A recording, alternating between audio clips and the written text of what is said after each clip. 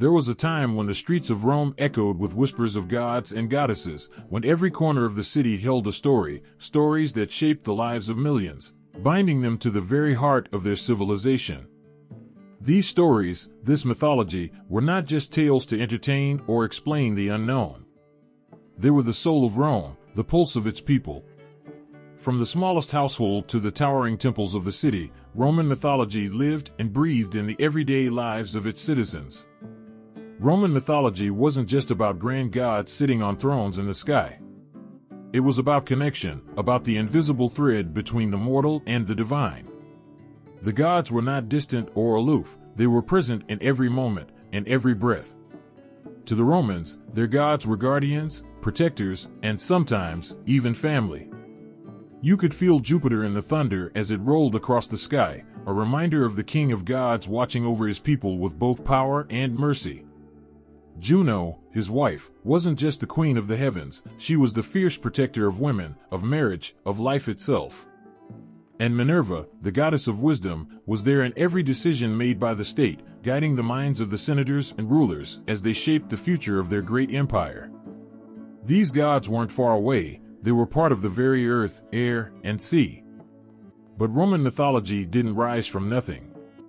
It was born from the rich, ancient traditions of the Italian peninsula and shaped by the cultures that preceded the Romans. Before Rome was an empire, it was a humble village, learning from its neighbors. The Etruscans, a mysterious people from northern Italy, played a huge role in shaping what would become Roman belief. From the Etruscans came the foundation of many Roman gods, rituals, and even the art of augury, interpreting the will of the gods by watching the flight of birds or the entrails of animals. The Romans, however, didn't just copy what they learned. They made it their own. Where the Greeks had gods who seemed full of passion and flaw, the Romans crafted gods who reflected the discipline, order, and seriousness they valued. Roman mythology wasn't about endless battles between gods or long tales of love and betrayal. It was about honor, duty, and the survival of their people. The gods were a mirror of what Rome itself wanted to be: strong, just, and eternal. Yet, to look at Roman mythology without acknowledging the influence of the Greeks would be impossible. By the time Rome rose to power, Greek mythology had already left its mark on the world. The stories of Zeus, Hera, Athena, and Poseidon were known far and wide. And as Rome grew, it absorbed the cultures it conquered, including the Greeks. Many of Rome's gods began to resemble their Greek counterparts. Jupiter took on the traits of Zeus, Venus became a reflection of Aphrodite, and Mars echoed the fierceness of Ares. But even though the names and faces seemed familiar, the Romans gave their gods new roles, new purposes. Take Mars, for instance. To the Greeks, Ares was a god of war, wild, violent, and often disliked by the other gods. But in Rome, Mars was different. He was not just the god of destruction, but the god of protection. He wasn't feared or avoided, he was revered. He stood for the strength and honor of the Roman soldier, defending his homeland and family. Rome's warriors didn't fight for glory or personal gain, they fought for the survival and expansion of the empire. Mars was their guide, their protector, their symbol.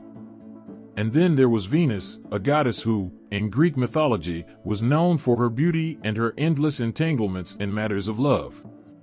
But to the Romans, Venus was more than that. She was the mother of their people.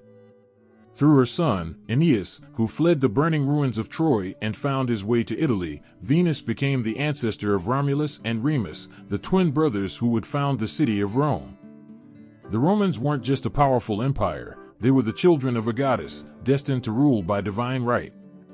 Roman mythology, though shaped by Greek stories, had a distinct flavor of its own. The gods weren't just characters and stories, they were woven into the very fabric of Roman life. Every victory in battle, every harvest, every birth was a reflection of the will of the gods. Temples weren't just places of worship, they were houses of power, where citizens and rulers alike could seek the guidance of the divine. But the story of Roman mythology isn't just one of gods and their worship. It's also a story of how people make sense of the world around them. For the Romans, mythology was a way to explain not just the natural world but the rules that govern society. It taught them that order, discipline, and respect for tradition were the keys to survival. The gods didn't just demand sacrifices and prayers, they demanded a way of life. The influence of Italic cultures, like the Sabines and Latins, can be felt throughout Roman mythology. In many ways, these early peoples provided the roots that Roman myth would grow from. The Sabine women, for instance, played a critical role in one of Rome's founding legends. When the first Romans, led by Romulus, needed wives to grow their population, they abducted women from the neighboring Sabines. But instead of allowing this act to lead to endless bloodshed, the women intervened, bringing peace between the two peoples. This story isn't just about an ancient conflict, it's about the Roman belief in unity and the power of community over personal desires. Roman mythology is a patchwork of beliefs, customs, and stories borrowed and reshaped over centuries. The gods evolved as Rome evolved, reflecting the values and aspirations of its people. From the Etruscans came the belief in divine will and fate. From the Greeks came the stories of heroism, passion, and tragedy. And from the Italic tribes came the deep connection to the land, the family, and the sacred duty to protect and preserve what was given by the gods. At the heart of Roman mythology lies a simple truth: the gods were always watching, always guiding, always present. They weren't distant figures in the sky but companions in the daily struggles and triumphs of life. Every citizen, from the emperor to the farmer, had a role to play in honoring the gods. It was this belief in the divine order that gave Rome its strength, its courage, and its legacy. In the end, Roman mythology wasn't just about the gods, it was about the people who believed in them. In the beginning, before the gods, before the mountains, before the rivers flowed, there was nothing. A vast, endless void stretched in every direction, silent and empty. No light, no sound, just a stillness that seemed to hold its breath, waiting for something to stir. Out of this emptiness, from the very heart of chaos, the world began to take shape. The Romans, like many ancient peoples, believed that the universe was not born perfect, but was forged through struggle and transformation, a slow rise from the depths of disorder. At first, everything was jumbled together: earth, water, air, fire, all tangled in a chaotic mess. There was no order, no separation. But gradually, a force began to pull these elements apart. The earth sank down, forming solid ground, while the lighter air rose up to form the skies. Water flowed to its rightful place, becoming the seas and rivers, and fire found its home in the sun and stars. The universe was taking its first breath. The Romans didn't speak of one single creator who shaped this world, but rather a natural force, a divine will, that set everything in motion. It wasn't the gods who made the world, they came later, born from the universe that was already in existence. There was a sense of inevitability, of fate, in Roman cosmogony. The world was always meant to be, and it emerged from the chaos because it was destined to. The ancient Romans were not the first to ponder the origins of the universe, and their myths of creation were shaped by many influences. Among the most powerful was the mythology of the Greeks, whose stories of creation had been woven into the very fabric of the ancient world. But while the Romans drew heavily from these tales, they reshaped them, adding their own layers of meaning, their own interpretations, to the ancient stories of how everything began. One of the most compelling stories in Greek myth speaks of Gaia, the earth, rising from the void, followed by Uranus, the sky, who covered her with his vastness. Together, they gave birth to the Titans, the giants who would later give rise to the Olympian gods. But in Roman mythology, Gaia is not given the same central role. Instead, the Romans imagined a more abstract force behind creation, something less personal and more universal. To them, it wasn't about the whims of individual gods, but about the balance and order that slowly emerged from chaos. Yet, even as they distanced themselves from some of the more personal elements of Greek mythology, the Romans could not entirely escape its influence. Take the story of Saturn, for example. In Greek myth, Cronus, the Titan who swallowed his own children to prevent them from overthrowing him, was a figure of both horror and fascination. The Romans adopted this figure and made him their own, transforming Cronus into Saturn, a god who ruled over a golden age of peace and prosperity before being overthrown by his son, Jupiter. But in the Roman retelling, Saturn's reign was remembered with a kind of nostalgia, as a time when the world was simpler, when people lived in harmony with the earth, without greed or ambition. The overthrow of Saturn by Jupiter wasn't just a tale of family betrayal, but a story of the natural order, the passing of time, the changing of eras.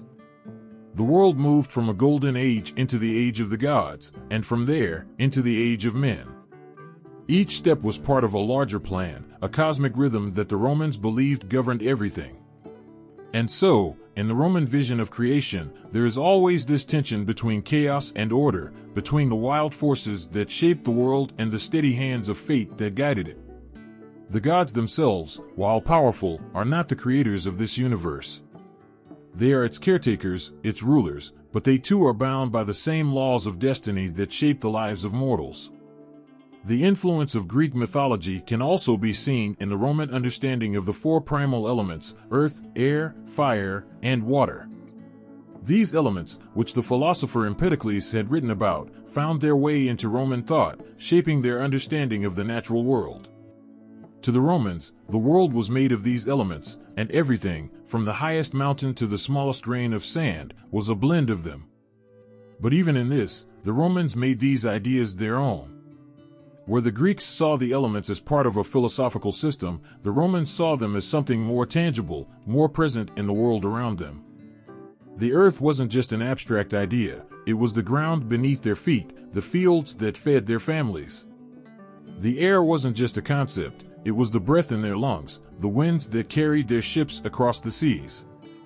Fire was not only a symbol of transformation, it was the hearth that warmed their homes, the flame that lit their temples. Perhaps one of the most significant ways the Romans differed from the Greeks in their creation myths was in their relationship to fate. For the Greeks, the gods often seemed to act on their own whims, changing the course of events according to their desires. But for the Romans, fate was unshakable, unchangeable. Even the gods could not escape it. From the very beginning, when the world emerged from chaos, it was fate that guided its course, fate that determined the rise and fall of empires, the birth and death of kings. In the Roman mythological imagination, the world was not just a random collection of events, it was part of a grand design. And though that design might be mysterious, though it might be impossible to fully understand, it was always there, always shaping the world and the lives of those who lived within it. The Romans lived in a world that was constantly in motion, constantly changing. Empires rose and fell, fortunes shifted, and the line between chaos and order was often thin. But through it all, they believed that there was something larger at work, something that connected the creation of the universe with the daily lives of the people who inhabited it. In the Roman mind, the world wasn't just born from chaos, it was born with purpose. Every mountain, every river, every star in the sky was there for a reason, part of a plan that stretched far beyond the lives of men, and even beyond the gods themselves. The origins of the universe, as imagined by the Romans, weren't just a story of how things began, they were a reflection of how the Romans saw their place in the world, as part of something vast, something eternal, something bound by fate and the will of forces far greater than themselves. In the quiet moments before dawn, when the air is still and the world seems to hold its breath, the ancient Romans believed they weren't alone. Every tree, every stream, every breeze carried something more than just the physical. There was a presence, a quiet hum beneath the surface of things, a power they called Numen. Numen wasn't like the gods we hear about in grand stories, with faces and names and thrones in the sky. It wasn't a person, a character, or a myth. Numen was something deeper, something simpler yet far more profound. It was the spirit that lived in everything, the unseen force that made the world come alive. The Romans didn't need to look far to feel the presence of this divine energy, it was all around them, woven into the very fabric of life. To them, the world was brimming with Numen. It lived in the towering trees that stretched towards the heavens, their branches whispering secrets to the wind. It danced in the flicker of a flame, in the quiet murmur of a river winding its way through the countryside. Numen was the spark of life itself, present in every corner of existence. It wasn't loud or boastful, but gentle and constant, like the pulse of a heartbeat. For the Romans, this sense of divine presence wasn't confined to grand temples or distant heavens. It was everywhere, in everything. They believed that each object, each moment, held a spark of the divine. A simple rock wasn't just a rock, it carried a spirit. A door to a home wasn't just wood and iron, it was a threshold watched over by divine will, ensuring the safety of those who lived within. This feeling of constant connection, of living within a world infused with sacred power, shaped their lives in ways that can still be felt today. The Romans didn't separate the divine from their daily lives. Instead, they saw it woven into the ordinary. Each meal, each journey, each decision was touched by the unseen forces of the numen. If they built a house, they didn't just build it, they honored the spirits of the land on which it stood. Before planting crops, they asked the earth for permission, understanding that the numen within the soil held the power to give life or withhold it. The power of numen wasn't about control or domination. It was about balance, about living in harmony with the forces that shaped the world. The Romans believed that everything had its own numen, its own essence, its own will. And to live well, to thrive, one had to respect these spirits, to acknowledge them, to live with them in peace. It was not about fear, but about reverence. The world was alive, and it deserved respect. When the Romans wanted something, whether it was a good harvest, protection for their family, or safe passage on a journey, they didn't pray to a single god for help. They appealed to the numen, the quiet spirits that governed each part of life. They didn't beg or plead. Instead, they offered small gestures of gratitude, acknowledging the presence of the divine in every part of their world. If someone wanted rain, they didn't just ask Jupiter, the king of the gods. They turned to the numen of the clouds, the spirits in the sky that held the rain within them. If a family needed protection, they didn't just call on Mars, the god of war, they honored the numen of their hearth, the spirit that lived within their home, watching over them day and night. This belief in the presence of numen made everything sacred. The world wasn't divided between the holy and the ordinary, all of life was touched by the divine. Numen wasn't distant or abstract, it was personal, immediate. It wasn't about grand acts of worship or sacrifice, it was about a quiet recognition of the sacred in the everyday. The Romans understood that the world was full of mysteries, full of powers they couldn't fully explain or control. But instead of fearing these forces, they embraced them, lived alongside them, and honored them with quiet reverence. This idea of numen shaped how the Romans understood divine will. To them, the gods didn't always shout their intentions from the skies. Often, divine will was whispered through the numen, through the subtle movements of the natural world. A sudden gust of wind, the flight of a bird, the quiet rustling of leaves, these were all signs, small moments in which the numen spoke, guiding people with gentle hands. The Romans were attuned to these signs, constantly listening to the world around them for hints of the divine. But numen wasn't just about nature, it was present in human endeavors as well. The state, the law, even the empire itself had its own numen. The Romans believed that everything that held power, everything that mattered, was touched by this unseen force. The numen of Rome itself, the spirit of the city, was something they held in the highest regard. It wasn't just the people or the buildings that made Rome great, it was the numen, the divine energy that flowed through the streets, through the heart of the empire, guiding its destiny. Even the emperor, the most powerful man in the Roman world, was believed to possess a unique numen. His authority wasn't just political or military, it was spiritual. The people believed that the emperor's numen protected the state, that his presence was a conduit for divine will. This belief gave the emperor a sacred status, a role that was more than just that of a ruler. He was seen as a bridge between the human and the divine, a living symbol of the numen that shaped the world. In the quiet moments of Roman life, when the bustle of the city faded and the stars shone above, the people felt the presence of numen most strongly. They knew that they lived in a world that was far bigger than themselves, a world where every rock, every tree, every breath was touched by something greater. And though they might not always understand it, they respected it, honored it, lived in harmony with it. Numen wasn't loud. It didn't demand attention. But it was always there, a quiet reminder that the world was full of mystery, full of wonder, full of divine presence. For the Romans, this belief wasn't just a part of their religion, it was a part of who they were, woven into the very essence of their lives. They walked through a world alive with spirits, a world where the sacred wasn't separate from the ordinary, but present in every moment and every heartbeat. In the dim haze of ancient Rome's earliest days, when the city was little more than a small cluster of huts on the hills, its future greatness was not yet written in stone. The air was thick with uncertainty, with the raw energy of a people trying to carve their place in a world that still felt wild. Yet from this untamed beginning, legends were born, stories of kings whose actions would echo through the ages, shaping not just the city's future, but its soul. Among these early kings, two names stand out: Romulus, the fierce warrior who founded the city, and Numa Pompilius, the gentle ruler who gave it its spirit. Romulus, the very name evokes images of battle, of blood spilled for the birth of Rome. He was the fire that ignited the city, the force that united its people. But while Romulus gave the Romans their land, it was Numa who gave them something far more enduring, a sense of who they were, of what they believed in.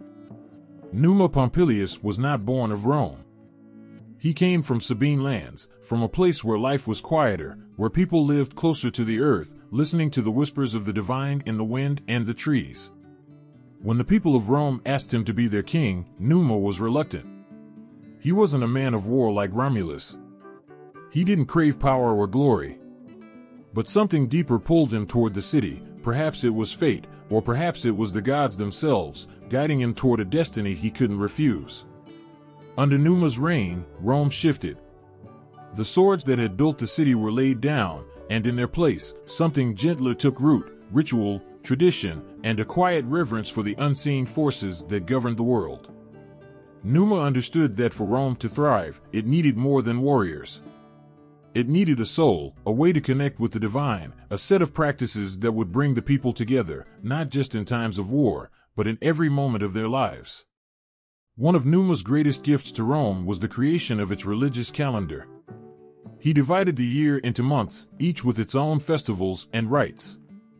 These weren't just random days of celebration, they were carefully chosen moments, times when the veil between the human and the divine felt thinner. Through these rituals, the Romans could reach out to the gods, offer their thanks, their hopes, their fears, and in return, feel the gods' presence in their lives. Numa didn't just give the Romans rituals, he gave them the priests who would carry them out.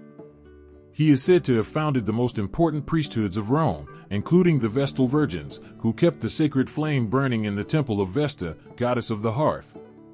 That flame was more than just fire, it was the heartbeat of the city, a symbol of its strength, its unity. As long as the flame burned, Rome would endure. But perhaps Numa's most famous contribution to Roman religion was the establishment of the office of the Pontifex Maximus, the high priest who would oversee all religious practices. This role wasn't just ceremonial, it was a way to ensure that the city remained connected to the gods, that the rituals were followed, that the people didn't forget the forces that watched over them. Numa understood that for a city to survive, it needed more than just walls and soldiers, it needed faith, something to believe in, something greater than themselves. There's a story that, in his efforts to shape Rome's religious life, Numa was visited by a goddess. Some say it was Egeria, a water nymph who lived in the sacred groves outside the city. Others believe she was a vision, a manifestation of the divine will. But whoever she was, she came to Numa in the quiet of the night, whispering secrets of the gods, teaching him the sacred rites that would bind Rome to the heavens. It was said that Numa would meet her in the cool shadows of the forest, far from the noise of the city, where the air was still and the presence of the divine could be felt most clearly. Through these nightly visits, Numa learned the ways of the gods. He didn't keep this knowledge for himself, he brought it back to his people, weaving it into the fabric of Roman life. Under his guidance, Rome became not just a city of warriors, but a city of priests, of rituals, of a people who understood that the gods walked beside them, shaping their lives in ways they could not always see, but could always feel. Even the temples that dotted the Roman landscape owe their origins to Numa.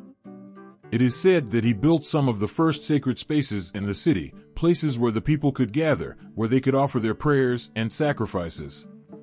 These temples weren't just buildings, they were sanctuaries, places where the divine and the mortal met, where the people could feel the gods in the stone, in the air, in the flicker of a candle's flame. Under Numa's reign, Rome learned that power wasn't just about the strength of an army or the size of a kingdom. True power came from understanding the forces that shaped the world, from living in harmony with the divine. Numa taught the Romans that the gods weren't distant figures, sitting high in the heavens, watching from afar.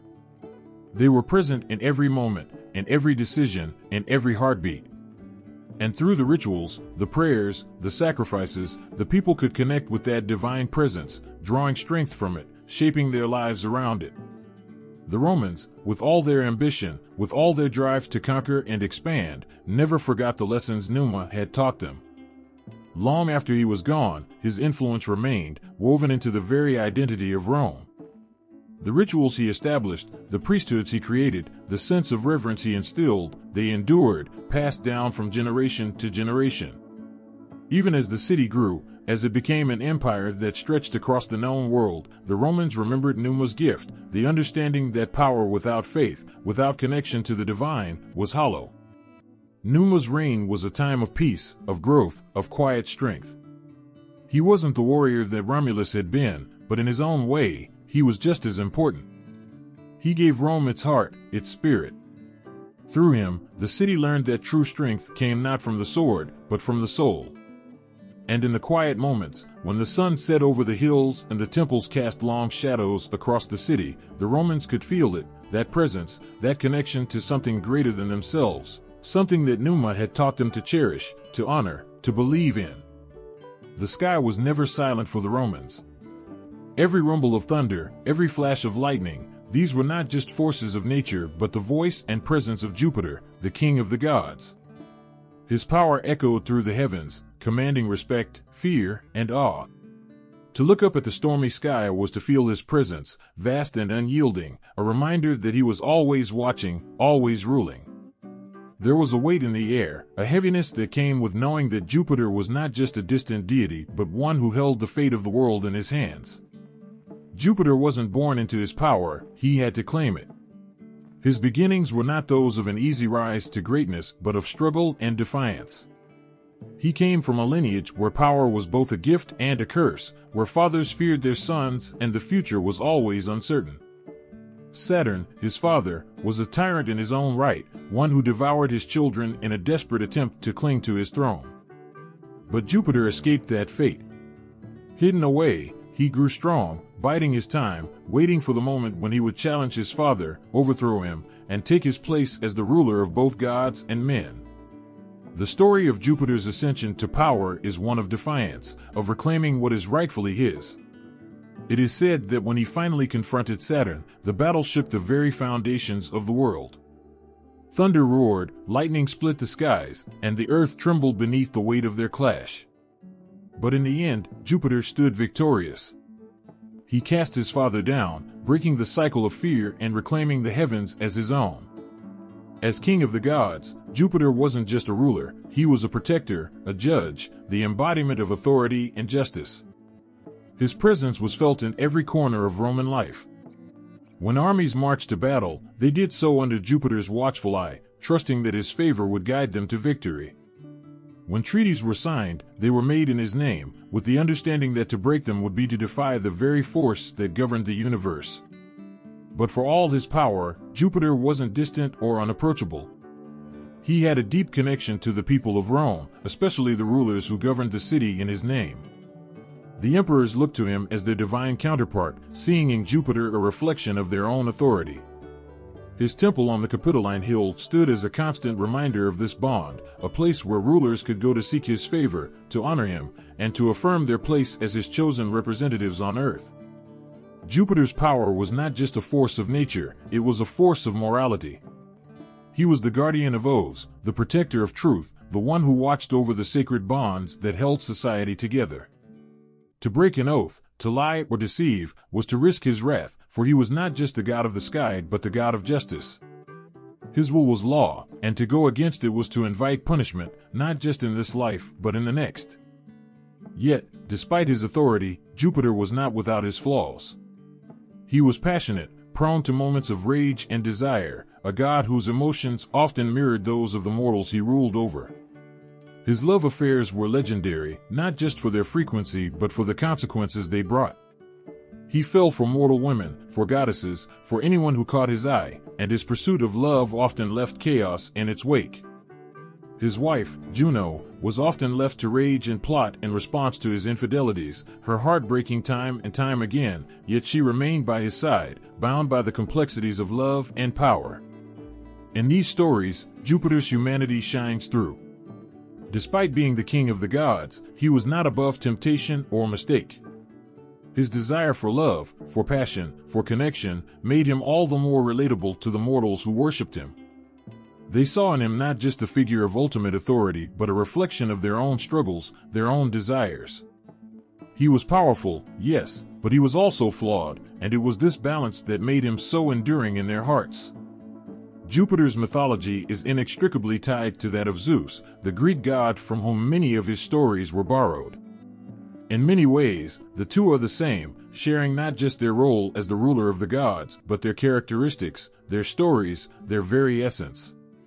But while Zeus was more closely associated with the chaotic and often morally ambiguous world of the Greek gods, Jupiter was seen through a distinctly Roman lens, one that valued order, discipline, and duty above all else. He was the embodiment of Roman ideals, a god who stood for the values that built an empire. Even in his myths, Jupiter's role as a protector of the state is evident. He was the god who gave Rome its victories, who watched over the city as it grew from a small village into the most powerful empire in the world. His favor was sought in times of war, his name invoked in moments of crisis, his power felt in every triumph and every defeat. And though his myths may have been shaped by Greek influence, they were distinctly Roman in their interpretation, reflecting the values, hopes, and fears of the people who worshipped him. Through it all, Jupiter remained steadfast, a constant presence in the ever-changing world of gods and men. His temple stood tall, his name was spoken with reverence, and his power was never questioned. He was the sky, the storm, the force that held the universe together.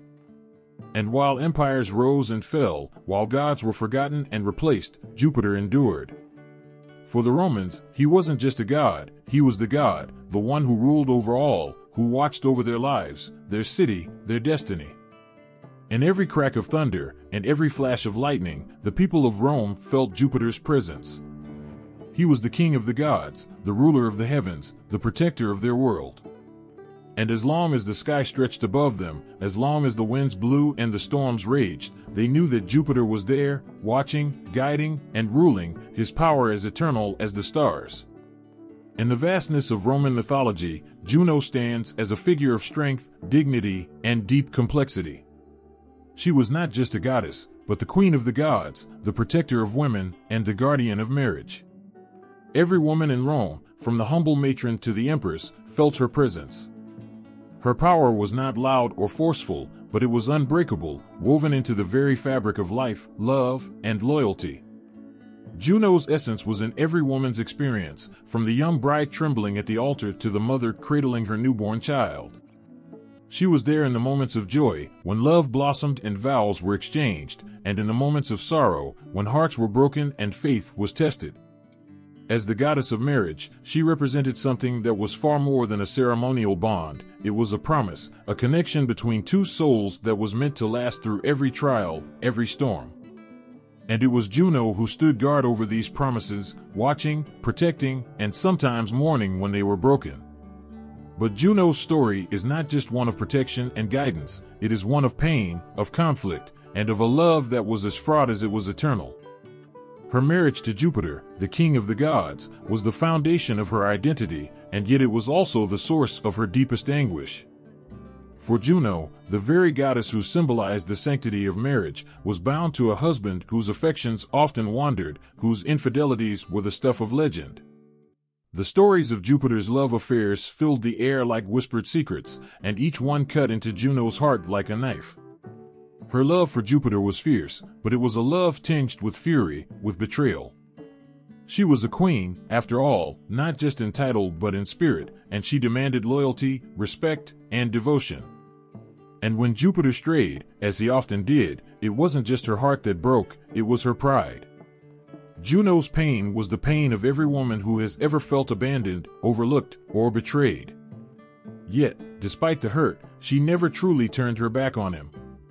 There was a bond between them, unshakable, forged in the fires of the universe itself. For all his flaws, Jupiter was hers, and she was his. But Juno did not suffer in silence. Her wrath was legendary, and it often took the form of vengeance, not against Jupiter directly, but against the women and children born of his affairs. Some say that her anger was unjust, that these mortal women were victims of Jupiter's desire as much as she was.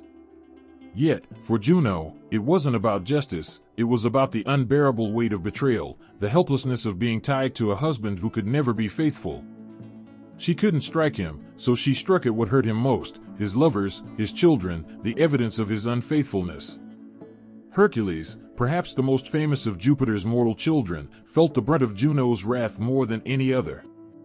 From the moment of his birth, she hated him, not for anything he had done, but for what he represented. He was the living proof of Jupiter's disloyalty, and that was something she could not forgive. Her anger haunted him throughout his life, placing obstacle after obstacle in his path, as if punishing him could somehow ease the ache in her heart. Yet, despite her vengeful side, Juno was also deeply protective, especially of the women who looked to her for guidance and strength. She understood their struggles, their fears, their hopes. She was the goddess who stood by the side of every woman in labor, easing her pain, giving her strength, ensuring that both mother and child would survive the ordeal.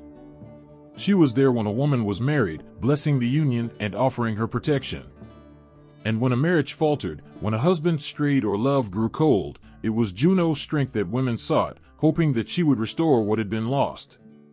Juno's dual nature, both loving and wrathful, protective and vengeful, made her one of the most complicated and powerful figures in Roman mythology. She was not simply a goddess who represented the ideal of womanhood, she was a goddess who understood the realities of it. She knew the joy and beauty of love, but she also knew the pain of betrayal.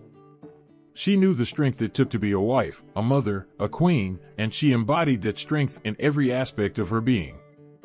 In her temples, women would come to her, not just to pray for a happy marriage or a safe birth, but to share their burdens with a goddess who understood. They would whisper their fears, their heartbreaks, their hopes, knowing that Juno would hear them, would hold them in her heart. She was not a distant goddess, sitting high above the world, untouched by human suffering. She was there, in the thick of it, feeling every emotion, every tear, every moment of joy and sorrow. Juno's relationship with Jupiter, though fraught with tension, was also a symbol of something deeper. It was a reflection of the complexities of love and power, of the ways in which loyalty can be both a gift and a burden. Despite everything, they remained bound to one another, their relationship as eternal as the heavens themselves.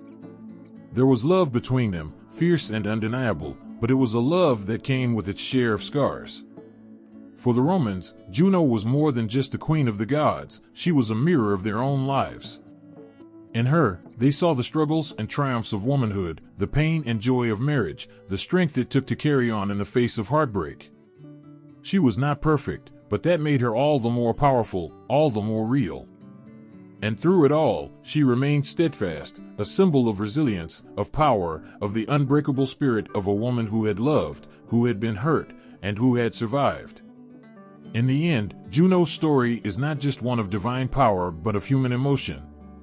She was a goddess, yes, but she was also a wife, a mother, a queen who had endured more than most could bear. And yet, she never faltered. Her strength, her dignity, her love, these were the things that made her truly divine, not just in the heavens, but in the hearts of the people who worshipped her. In the heart of every Roman stood Minerva, her presence quiet yet undeniable, like the steady rhythm of a heartbeat. She was the goddess who embodied both wisdom and war, two forces that, though seemingly opposite, danced together in perfect harmony under her watchful eye. To the Romans, she was more than a goddess, she was the embodiment of strategy, intellect, and the fierce spirit of the warrior. But she did not roar like the god of thunder, nor did she sweep through the fields of battle like Mars, soaked in blood and fury. Minerva's power was different, subtler, yet no less commanding.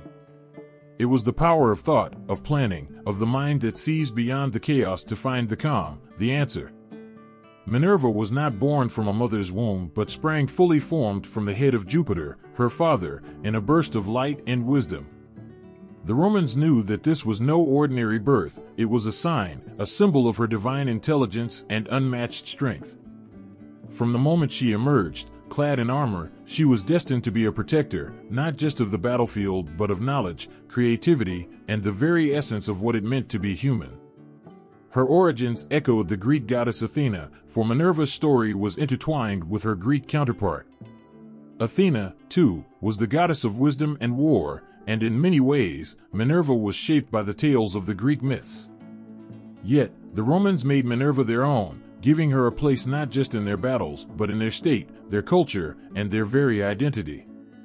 She was their guiding star, the light that illuminated their path in times of peace and conflict alike. To the Romans, Minerva's wisdom was not just a gift for scholars and philosophers, but for every citizen who sought to better themselves, to understand the world around them. Her wisdom was not distant or untouchable, but something practical, something that could be applied to every aspect of life.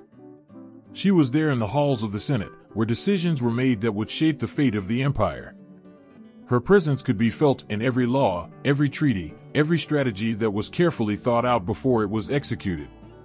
Minerva was not just a goddess of abstract thought, she was the embodiment of practical intelligence, the kind that built cities, created laws, and forged empires.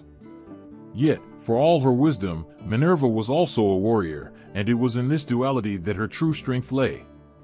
She understood that wisdom without strength could be overrun, just as strength without wisdom could lead to ruin.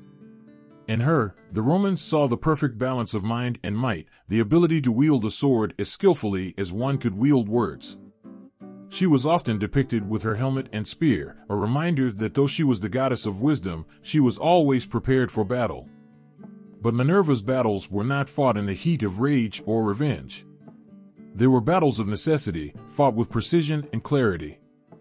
Her war was not one of destruction but of defense, of protection. She stood as a guardian, not only of the Roman people but of their values, their way of life. When Rome went to war, it was not Mars they called upon first, but Minerva. They sought her guidance, her strategy, trusting in her to lead them to victory not through brute force, but through careful planning and insight.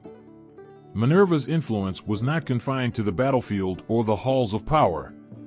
She was the goddess of the arts, the muse of creators and inventors. Under her watchful gaze, sculptors carved masterpieces from stone, poets wove words into stories that would echo through time, and architects designed the temples and forums that would stand as symbols of Roman greatness. Her wisdom extended into the creative spirit, and the Romans believed that every piece of art, every invention, every stroke of genius was a gift from Minerva. In the quiet of an artist's studio, as the brush hovered over the canvas or the chisel struck the marble, Minerva was there, guiding, inspiring. She did not shout or demand attention, but her presence was undeniable, a calm force that filled the mind with ideas, the heart with passion. Her wisdom was not just in the mind, but in the hands, in the act of creation itself. Minerva's role in Roman statecraft was one of silent yet undeniable influence. The Romans believed that their success, both in battle and in governance, was a testament to her favor. When they built new cities, when they created laws that would govern millions, they did so with Minerva's wisdom at the forefront of their minds. She was not just a goddess to be worshipped in temples, she was woven into the very fabric of Roman life, her influence felt in every decision, every triumph. Yet, for all her might and wisdom, Minerva remained a figure of grace and dignity. She was not ruled by passion or impulse, but by a calm, steady resolve. She stood as a reminder that true power comes not from anger or force, but from understanding, from seeing the world clearly and acting with purpose. In her, the Romans saw the ideal leader, the one who could guide them not just in times of war, but in times of peace, who could inspire them to greatness not through fear, but through wisdom. Minerva was the protector of the Roman state, the guardian of their knowledge, their culture, their very identity. She was the one they turned to in moments of doubt, of uncertainty, trusting in her to guide them through the darkness. Her presence was not loud or boastful, but it was constant, a steady light that never faltered. As they looked up at her statues, her temples, the Romans knew that Minerva was more than just a goddess. She was the embodiment of everything they aspired to be: wise, strong, creative, and just. In her, they saw the path to greatness, not through violence or conquest, but through understanding, through the balance of mind and might. She was their protector, their guide, their inspiration, and as long as they followed her, they believed that they could achieve anything. Minerva's wisdom, her strength, her quiet yet unwavering presence shaped the very soul of Rome. She was not just a figure from myth, but a force that lived in the hearts and minds of every Roman, guiding them, protecting them, inspiring them to greatness. In every victory, every work of art, every law that was passed, there was Minerva, standing quietly in the background, her wisdom lighting the way. The Roman people knew Mars not just as the god of war, but as the very heartbeat of their strength, their courage, and their identity. He was the fiery pulse that surged through their veins in times of battle, the fierce protector of their land and their people. But Mars was more than the echo of swords clashing, more than the roar of soldiers charging into the fray. He was a symbol of what it meant to be Roman, unyielding, steadfast, and tied deeply to the earth beneath their feet. In the eyes of the Romans, Mars was not simply a god of destruction. His power lay in the balance between conflict and creation, a duality that reflected the heart of the Roman way of life. As the god of war, Mars represented the force that protected Rome, that expanded its boundaries, that ensured its survival against the enemies that sought to tear it down. Yet, he was also the god of agriculture, a protector of the land, and the one who watched over the cycles of growth and harvest. He was both the fierce defender and the nurturing guardian, as vital to the peace of the fields as he was to the chaos of the battlefield. In the ancient myths, Mars was often portrayed as a figure of relentless energy, his spirit as wild as the winds that swept across the Italian plains. He was the son of Juno, born not through love, but through the will of the goddess herself, a manifestation of her desire for power and strength. Mars carried that power within him, a raw, untamable force that defined his nature. He was the embodiment of primal might, and yet, there was a kind of honor in his fury, a dedication to his people, his land, and the preservation of their way of life. To the Romans, Mars was not a distant, cold god, but a deity who walked among them, whose presence was felt in every aspect of their existence. His role in Roman identity was profound, shaping their understanding of what it meant to fight, to protect, and to endure. In every Roman soldier, there was a piece of Mars, a burning spirit that refused to break, that stood tall in the face of overwhelming odds. And in every farmer, too, there was Mars, guiding the plow through the soil, ensuring that the land would continue to sustain the people, even as they prepared for war. Mars was intimately tied to the land, a connection that made him more than just a god of war.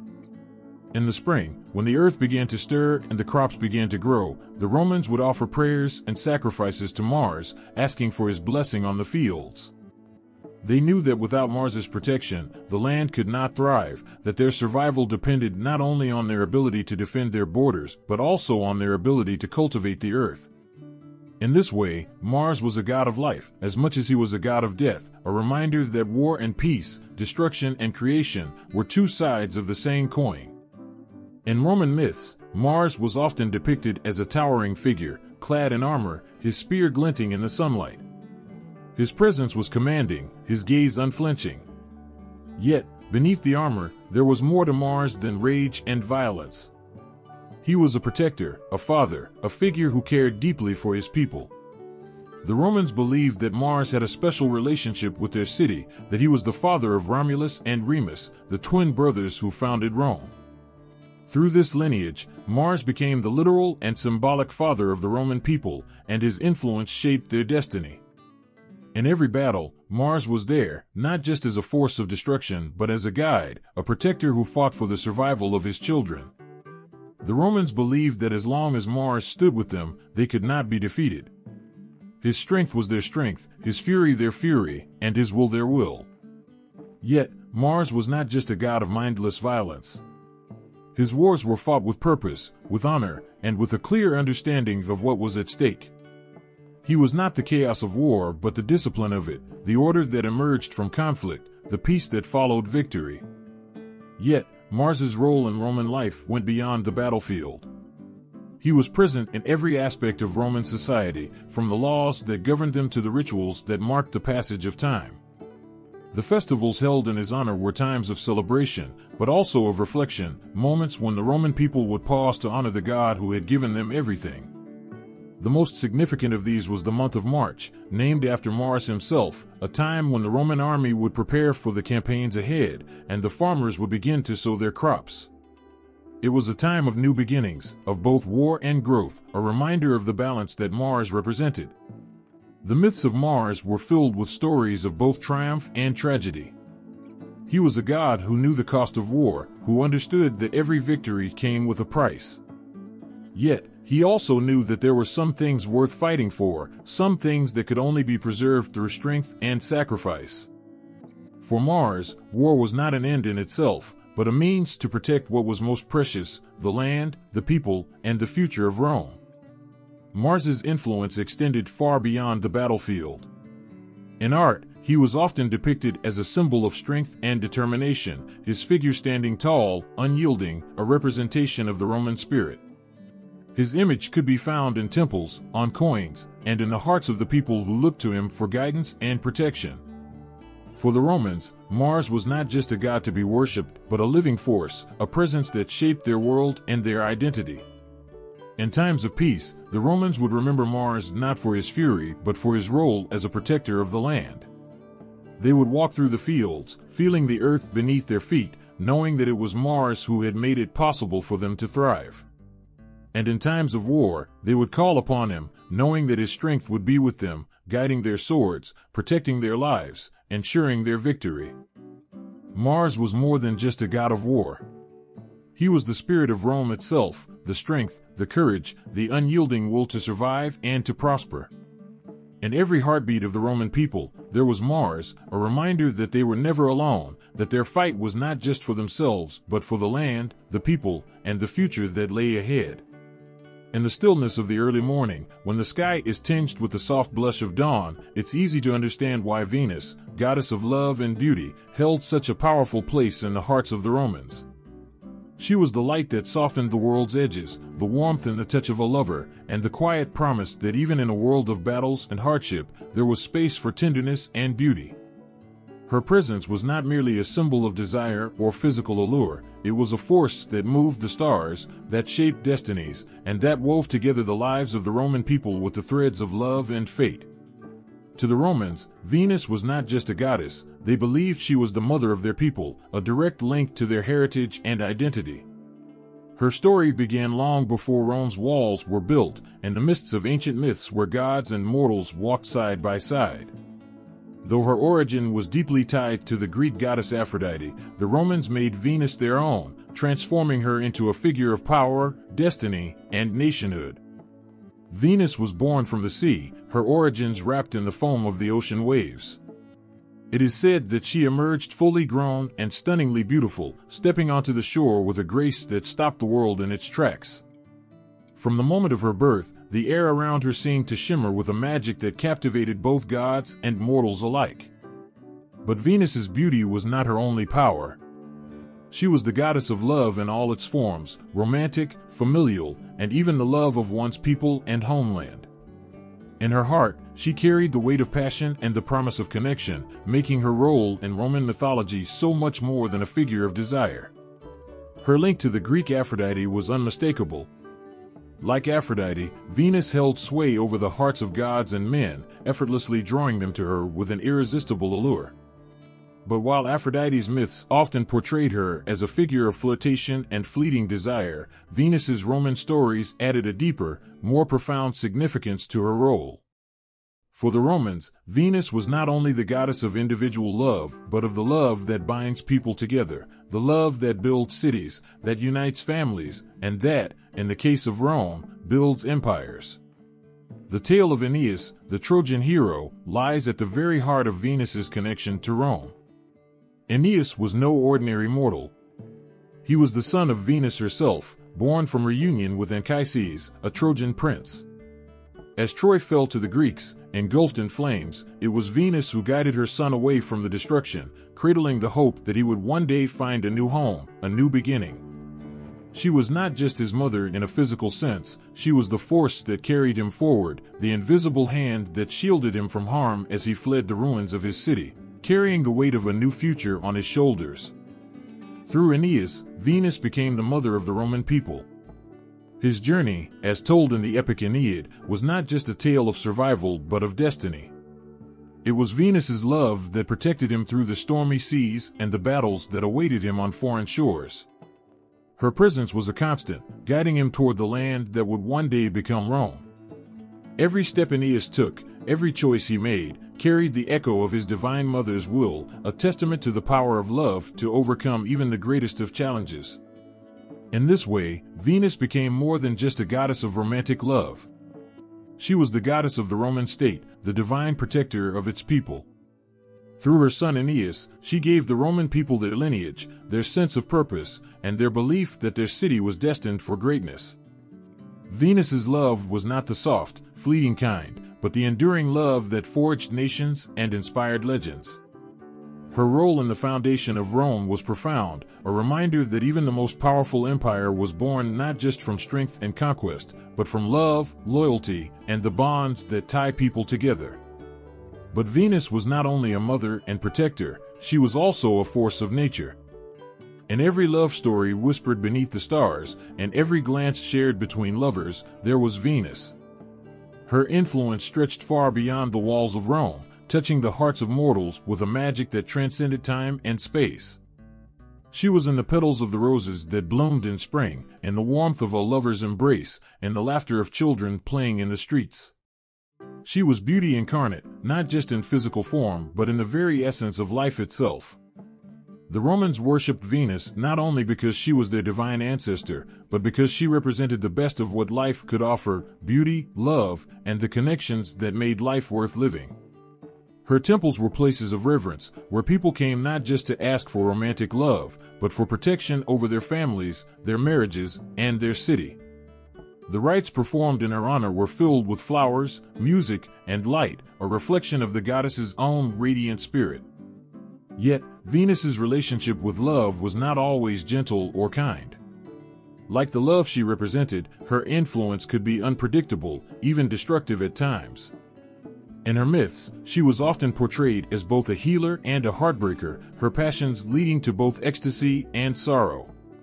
She knew, better than anyone, that love was as capable of bringing pain as it was joy. But even in heartbreak, there was beauty, a reminder of the depth of human emotion and the strength it took to love at all. In Venus, the Romans saw the full spectrum of love's power: the joy, the sorrow, the beauty, and the pain. She was a goddess who understood the human heart in all its complexity, who knew that love could be both the source of life's greatest triumphs and its most profound losses. But through it all, Venus remained a symbol of hope, a reminder that even in the darkest moments, love could still light the way. For the Roman people, Venus was more than just a goddess of love and beauty. She was the mother of their nation, the protector of their people, and the embodiment of the ideals they held most dear. Through her, they saw the power of love not just as a personal force, but as one capable of shaping the world, of building cities, and of creating a legacy that would last for millennia. When the first light of dawn breaks over the Roman horizon, casting a golden glow across the city, the Romans believed that Apollo, the god of the sun, was making his presence known. He was not just a deity who rode his chariot across the sky. He was the embodiment of light, music, and foresight, a divine force that touched every aspect of life in Rome. To them, Apollo was a beacon of hope and knowledge, a god who guided them through the darkness with his light and wisdom. Apollo's role in Roman religion was profound and multifaceted. As the god of the sun, he was a symbol of clarity and illumination. His rays were seen as a source of both physical warmth and metaphorical enlightenment. The Romans believed that Apollo's light could dispel the shadows of ignorance and reveal the truth hidden beneath layers of mystery. His presence was felt in the changing seasons and in the cycle of life, and his guidance was sought in moments of uncertainty and decision. But Apollo was not just a deity of light, he was also the god of music. His lyre, with its strings that sang the melodies of the universe, was a symbol of harmony and inspiration. The music of Apollo was more than just sound. It was a divine force that could soothe the soul, uplift the spirit, and bring people together in joyous celebration. Festivals held in his honor were filled with music and dance, a reflection of the god's own harmonious nature. In these moments, Apollo's influence was tangible, his music a reminder of the beauty and power of the divine. Prophecy was another of Apollo's sacred gifts.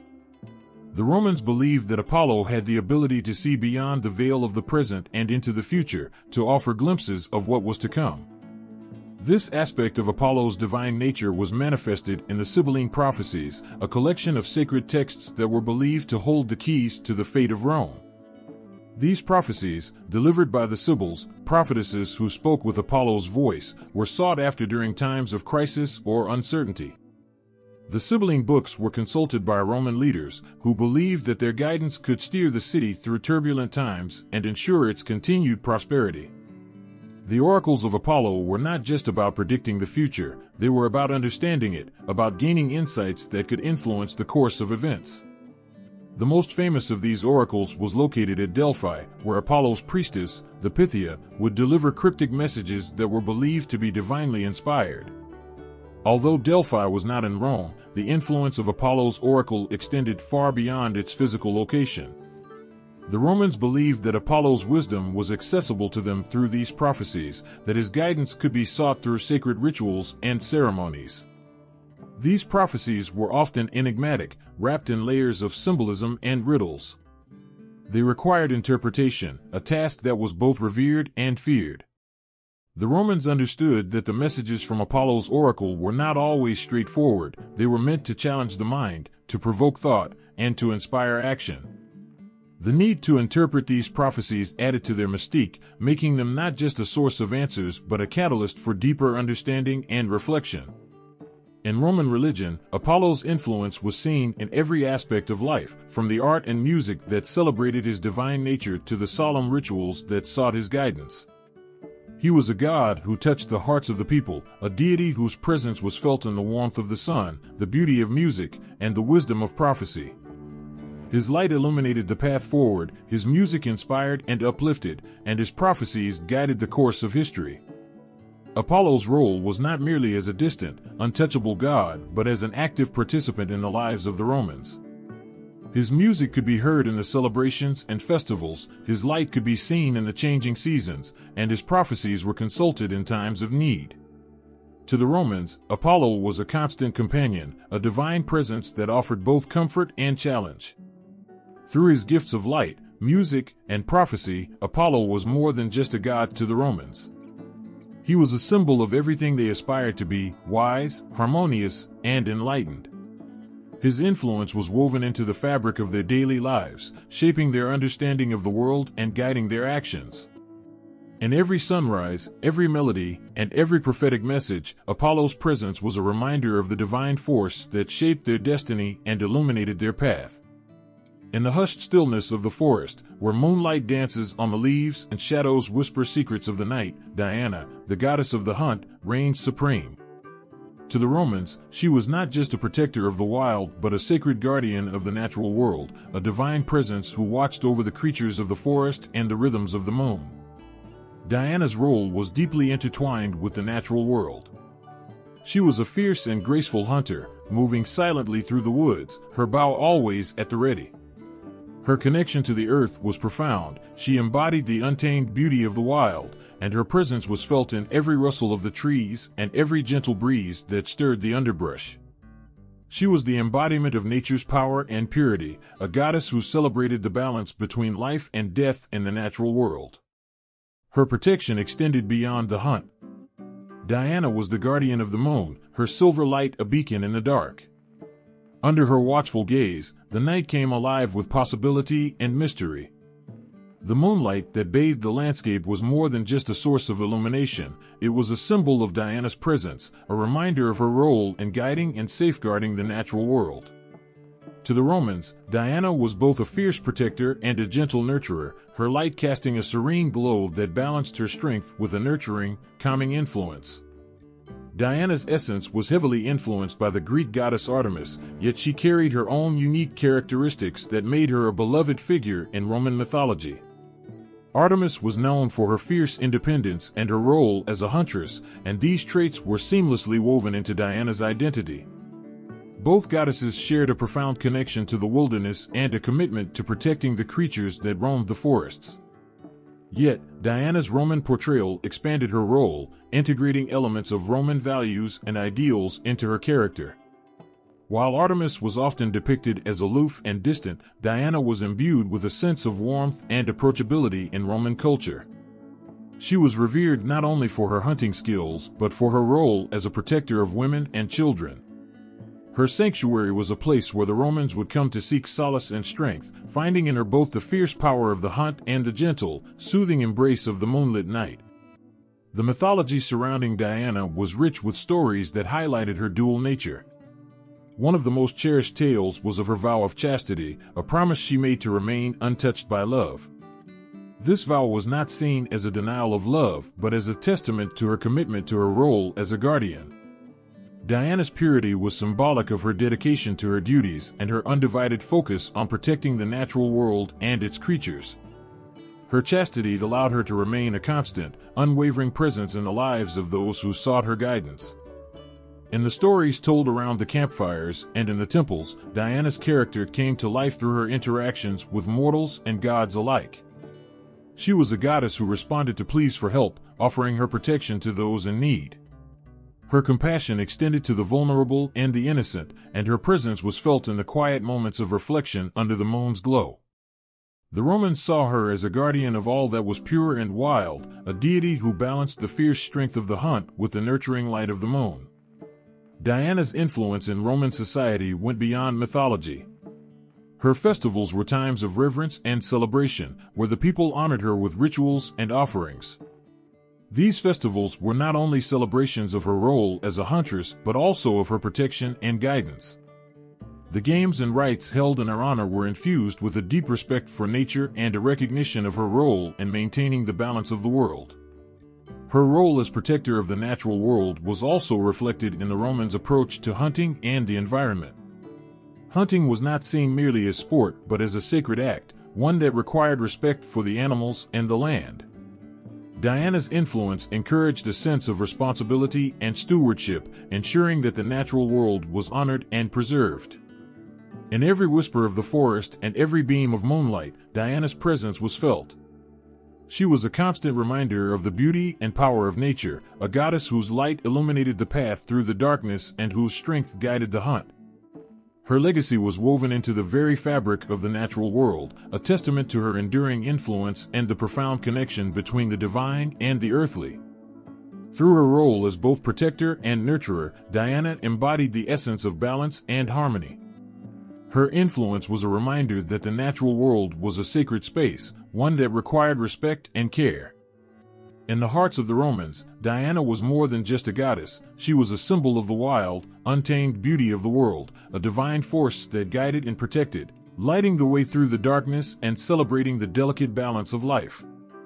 In the heart of a roaring forge, where the air is thick with the scent of molten metal and the rhythmic clang of hammers against anvils, Vulcan, the god of fire and the forge, worked tirelessly.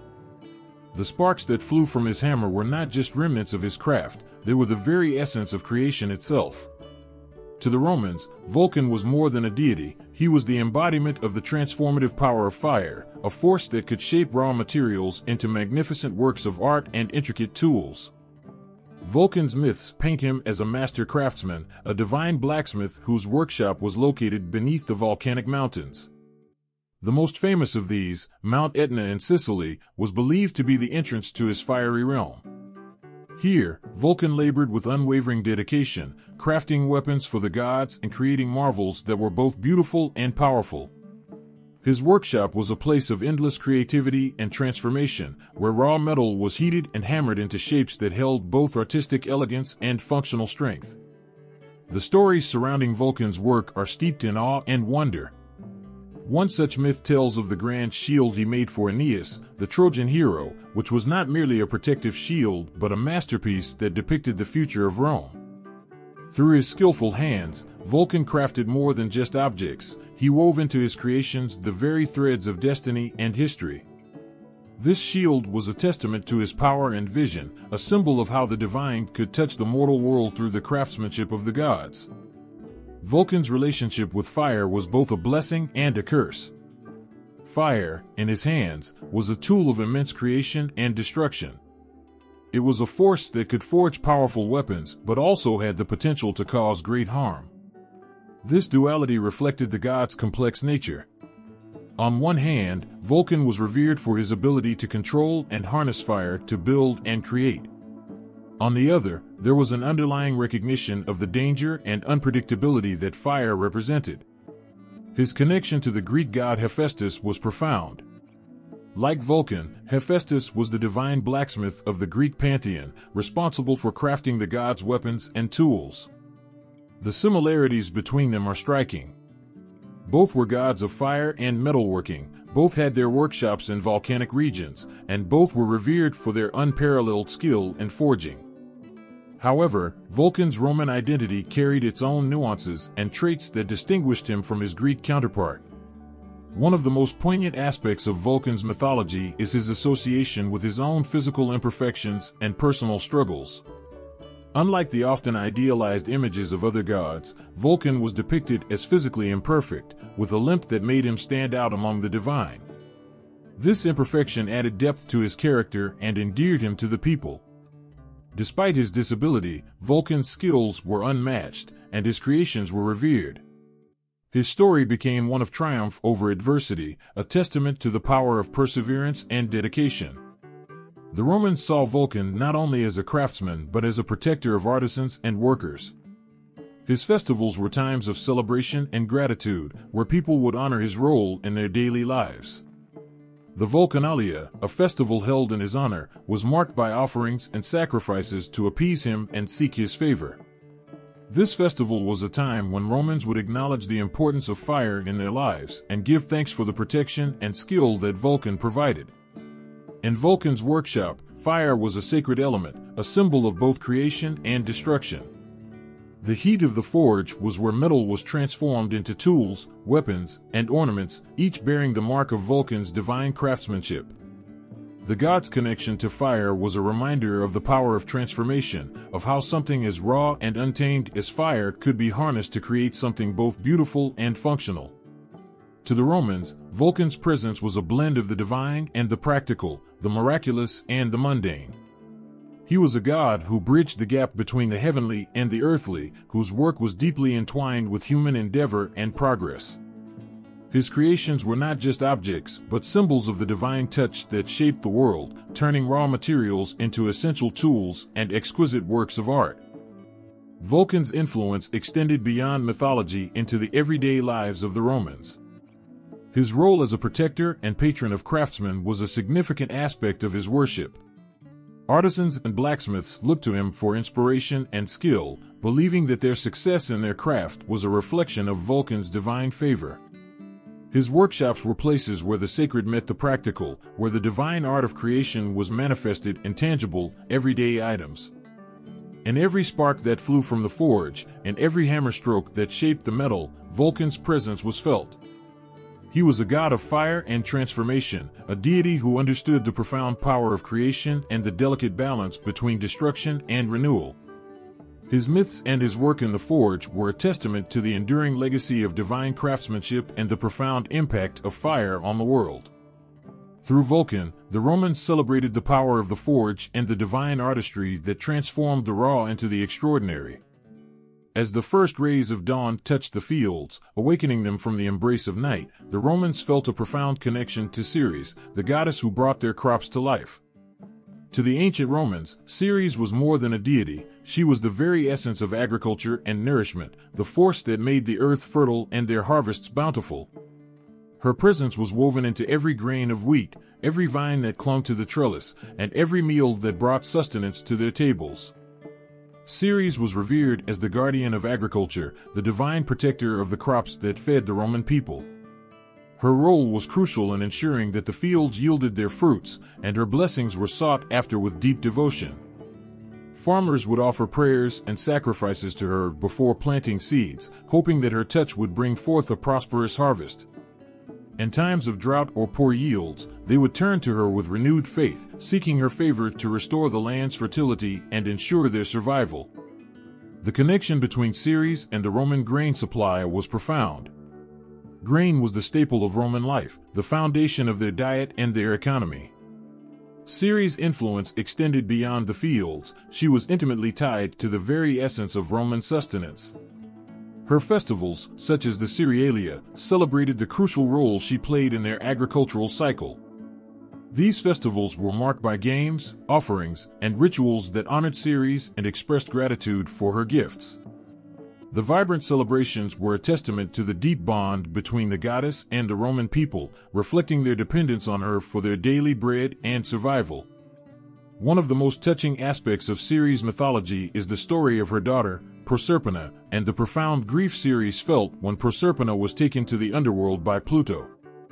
This myth was not just a tale of loss, but a reflection of the changing seasons and the cycle of life and death.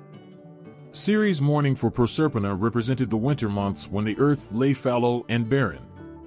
Her joy at Proserpina's return symbolized the arrival of spring and the renewal of life. This myth resonated deeply with the Romans, who saw in it a reflection of their own agricultural cycles and the hope for renewal and growth. The Eleusinian mysteries, originally from Greece, held a special place in the hearts of the Romans as well.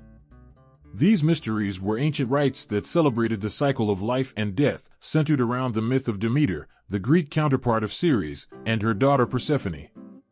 The mysteries were more than religious ceremonies; they were a source of hope and spiritual renewal. They offered the promise of a better life after death and a deeper connection to the divine. When these mysteries were adapted into Roman culture, they took on a new significance. The Roman adaptation of the Eleusinian mysteries incorporated elements of Ceres mythology and the agricultural cycle, blending them with the Greek traditions.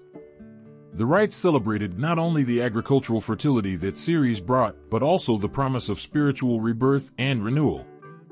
The Romans embraced these mysteries with a fervor that reflected their deep connection to the land and their desire for divine favor in both life and death. The mysteries offered a sense of community and shared belief, a way for individuals to connect with the divine and with each other through the rituals that honored Ceres. These ceremonies were moments of profound emotional and spiritual significance, where participants could express their gratitude, seek blessings, and find solace in the divine presence of the goddess. Ceres' role was not just as a deity of agriculture, but as a symbol of life's cyclical nature, a reminder of the interconnectedness of all things. Her myths and her influence extended beyond the fields, touching every aspect of Roman life. The stories of her grief and joy, the festivals held in her honor, and the mysteries that celebrated her presence all spoke to a deep and abiding reverence for the goddess who sustained them. Through her blessings, the Romans found not only the means to feed their bodies, but also a sense of connection to the divine and to each other. Ceres was a goddess who nurtured the earth and its people, whose influence was felt in every grain of wheat and every joyous festival. Her presence was a reminder of the delicate balance between life and death, the cyclical nature of the seasons, and the enduring power of the goddess who watched over them. When the waves crash against the shore and the tempestuous sea roars in anger, it is Neptune who commands its fury. As the god of the sea, Neptune's presence was both awe-inspiring and fearsome. His realm was the vast, unpredictable ocean, a place of mystery and majesty that could nurture life or unleash destruction. Neptune was more than just the ruler of the waters. He was also the god of horses, a connection that might seem surprising but made perfect sense in the ancient world. The Romans, like their ancestors, understood the deep connection between the sea and the land. Horses, vital for transport and agriculture, were also deeply tied to the water. Neptune's dominion extended to the equine world, where he was believed to have created the first horse and given it its strength and beauty. This dual role made him a central figure in Roman life, bridging the gap between the ocean's power and the creatures that roamed the earth. His power was vividly illustrated in the myths that surrounded him. One famous tale tells of how Neptune, in his quest for dominion over the seas, challenged the gods of Olympus. His immense strength and control over the waters were legendary. His trident, a three-pronged spear, symbolizing his absolute command over the ocean's depths. When he wielded his trident, he could summon storms, create earthquakes, and bring forth new lands from the sea. This fearsome ability to shape the world reflected his immense power and the respect and reverence he commanded from both mortals and gods. Yet, Neptune was not merely a deity of destruction. He was also a provider, a source of life and fertility. The sea, under his watchful eye, was a source of sustenance for the Romans.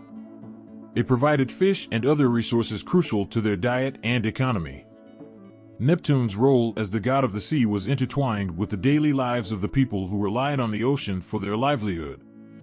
His blessings were sought by sailors and fishermen who ventured into the vast waters, hoping for safe passage and a bountiful catch. The relationship between Neptune and the Greek god Poseidon was one of the most compelling aspects of his mythology. While Neptune was the Roman adaptation of Poseidon, the two gods shared many similarities. Both were rulers of the sea, wielding their tridents and controlling the vast, unpredictable waters. They were both seen as powerful and formidable deities, their tempers as legendary as their gifts. Despite these similarities, Neptune carried unique Roman characteristics. The Romans viewed him not only as a sea god, but also as a protector of horses, a reflection of their own cultural values and needs. The integration of Neptune's attributes into Roman life showed how the Romans adapted and personalized their deities to fit their own context and experiences. Neptune's relationship with Poseidon also revealed the broader connections between Greek and Roman mythologies. The Romans, while adapting many Greek gods and myths, infused them with their own cultural elements and perspectives. Neptune's dual role as a sea god and protector of horses was one such adaptation, blending the Greek and Roman views into a unique divine figure. One of the most poignant stories involving Neptune is that of his contest with the goddess Minerva over the city of Athens. While this contest is more closely associated with Poseidon in Greek mythology, its echoes were felt in Roman tales as well. In this myth, Neptune struck the ground with his trident, bringing forth a saltwater spring, while Minerva produced an olive tree, which was deemed more valuable by the people. This story highlighted not only Neptune's power, but also the ways in which different elements of nature were valued and revered. Neptune's role as the god of the sea and horses had a profound impact on Roman culture. His festivals were occasions of great significance, celebrating the power and majesty of the ocean and its gifts. The Romans held games and rituals in his honor, acknowledging his role in their lives and seeking his favor for safe voyages and prosperous harvests. The Roman respect for Neptune was reflected in the grandeur of his temples and the devotion of his followers. These sacred spaces were not just places of worship, but symbols of the deep connection between the divine and the natural world. The presence of Neptune in Roman religion was a testament to the awe and reverence that the sea inspired, a reminder of the powerful forces that shaped their world. In every storm that shook the coast and every horse that galloped across the fields, Neptune's influence was felt. His power over the sea and his connection to horses symbolized the intertwined nature of life and nature, the blend of beauty and strength that defined his divine presence. To the Romans, Neptune was not just a god, but a vital force, shaping their lives and their understanding of the world. In every Roman home, there was a place of warmth and safety, a hearth around which the family gathered to share meals and stories. At the heart of this simple yet profound symbol of home was Vesta, the goddess of the hearth. Her presence was not just a divine oversight, but an integral part of Roman life, a source of comfort and unity that bound families together. Vesta was revered as the guardian of the hearth, the sacred fire that burned in every Roman household. This fire was more than just a practical necessity, it was a living symbol of family and community. It provided warmth, cooked meals, and created a space where families could come together. Vesta's role was to ensure that this fire never went out, symbolizing the eternal bond between family members and the divine protection that watched over their home. In Roman religion, Vesta's importance extended beyond the household to the very fabric of the state. The hearth fire in each home was mirrored by the sacred fire of the state, kept burning in the temple of Vesta in the Roman Forum. This flame was a symbol of the continuity and stability of Rome itself. The preservation of this fire was seen as crucial to the well-being of the city and the success of its endeavors. Vesta's divine flame was a beacon of hope and a promise of protection for all Romans. The Vestal Virgins were the priestesses dedicated to Vesta, their role crucial to maintaining the sacred fire in her temple. These women were chosen as young girls, sworn to serve Vesta with absolute purity and devotion for 30 years. Their duty was not just ceremonial, it was a matter of life and death for the city. If the sacred flame were to go out, it was believed that the safety and prosperity of Rome would be at risk. The Vestal Virgin service was a profound commitment, their lives intertwined with the divine will of Vesta. The Vestals lived in a special house adjacent to the Temple of Vesta, leading lives of both privilege and intense responsibility. Their daily routines were steeped in rituals and ceremonies designed to honor Vesta and protect the sacred fire. Their role was to ensure that the fire burned continuously, a task that was both spiritually significant and practically essential. The Vestals' dedication was a reflection of the deep respect Romans held for Vesta and the hearth. The lives of the Vestal Virgins were marked by a unique blend of honor and sacrifice. They were revered as living symbols of purity and commitment, yet their service demanded personal sacrifices. They took vows of chastity, dedicating their lives to the goddess and the city. Their commitment was a visible sign of the sacred bond between the divine and the everyday lives of the Roman people. One touching aspect of their service was the profound sense of purpose that came with their role. The Vestals understood that their duty was not just a matter of tradition but a vital part of the divine order. They were entrusted with the responsibility of ensuring that Vesta's flame remained ever burning, symbolizing the eternal presence of the goddess and the continuity of Roman life. Their daily actions, from tending the sacred fire to participating in rituals, were imbued with a deep sense of devotion and duty. The honor bestowed upon the Vestals was matched by the solemnity of their vows. The penalties for failing in their duties were severe, reflecting the gravity of their role. They were held to the highest standards of conduct, their actions scrutinized to ensure that they met the expectations of their sacred service.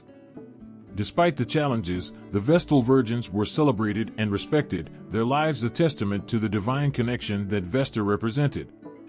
In every home and every temple, Vesta's presence was a reassuring constant, a symbol of the enduring bond between the divine and the mortal.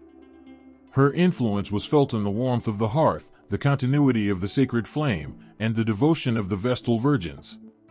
Vesta was a goddess who represented the essence of home and family, her divine flame a beacon of hope and stability in the lives of the Romans. The reverence for Vesta and the Vestal Virgins was a reflection of the deep connection Romans felt to their homes and their city.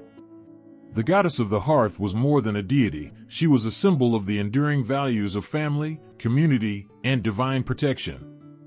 Her influence extended beyond the rituals and ceremonies, touching the very core of Roman life and providing a sense of security and continuity in a world that was constantly changing. In every flicker of the hearth fire and every solemn ritual performed by the Vestals, Vesta's presence was felt. She was a goddess who connected the divine with the everyday, whose eternal flame symbolized the lasting bonds of family and the stability of Rome. The reverence for Vesta was a testament to the deep-seated values that shaped Roman life, and the dedication of the Vestal Virgins was a living expression of that divine connection. In the bustling heart of ancient Rome, where markets thrived and messages flew across the empire, Mercury stood as the guiding force behind trade and communication. With his winged sandals and caduceus, a staff entwined with two serpents, Mercury was more than just a god, he was the lifeline of commerce and the swift messenger of the gods. Mercury's role was pivotal in a world driven by trade and connection. He was the divine protector of merchants and traders, ensuring that their dealings were fruitful and their paths clear. In a society where the exchange of goods was vital to daily life and the empire's prosperity, Mercury was seen as a guardian of honesty and success in commerce. His blessings were sought before embarking on trading ventures, and his favor was invoked to ensure safe travels and profitable returns. The swiftness attributed to Mercury was not just a characteristic, it was his essence. As the messenger of the gods, he was believed to traverse the heavens and the earth with unparalleled speed. This speed made him the ideal intermediary between the divine and mortal realms. When messages needed to be delivered, whether they were divine commands or simple communications, Mercury was the one who carried them with incredible efficiency.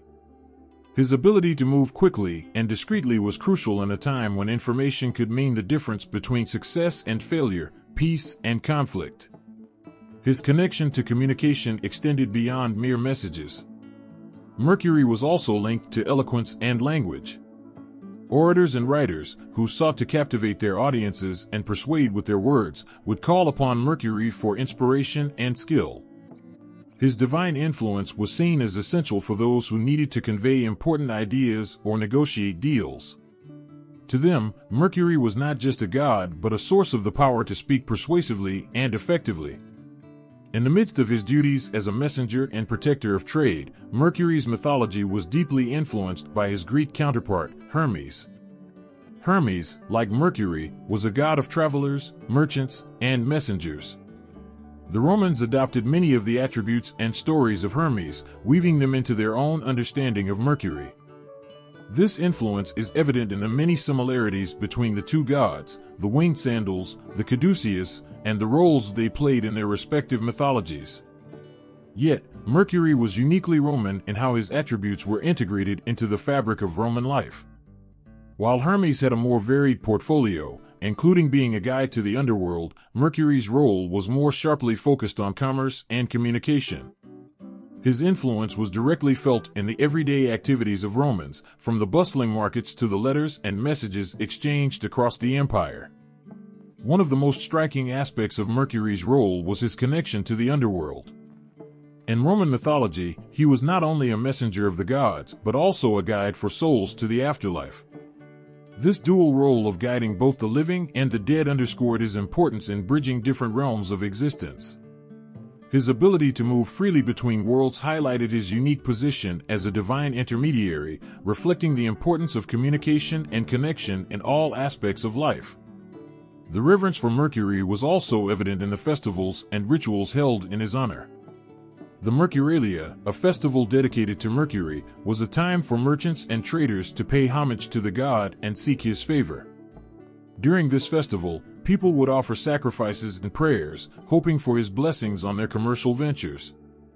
The festival was a vibrant expression of Mercury's significance in Roman society, a time when the god's role in ensuring prosperity and smooth communication was celebrated with enthusiasm and devotion.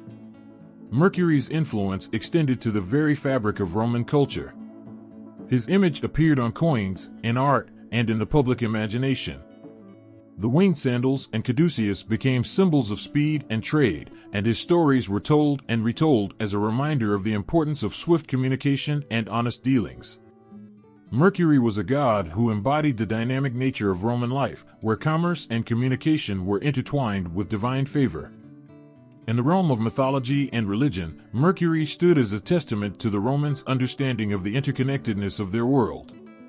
He was a god who moved with speed and grace, bridging the gaps between people, places, and even realms. His presence was a reassurance that the flow of information and trade was under divine protection, and his influence was felt in the daily lives of those who relied on swift communication and successful commerce. Through Mercury, the Romans honored the essential aspects of their society, the need for effective communication, the importance of trade, and the divine oversight that ensured the smooth functioning of their world. His role as a messenger and protector was a vital part of the Roman experience, a reminder of the divine support that accompanied their efforts and the sacred nature of their endeavors.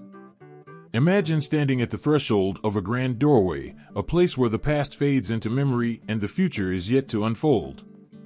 This is where Janus, the god of beginnings and endings, watches over.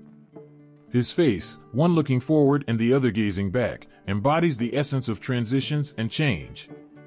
To the Romans, Janus was more than a deity. He was the guardian of every moment of change, a divine witness to each step taken from one chapter of life to another.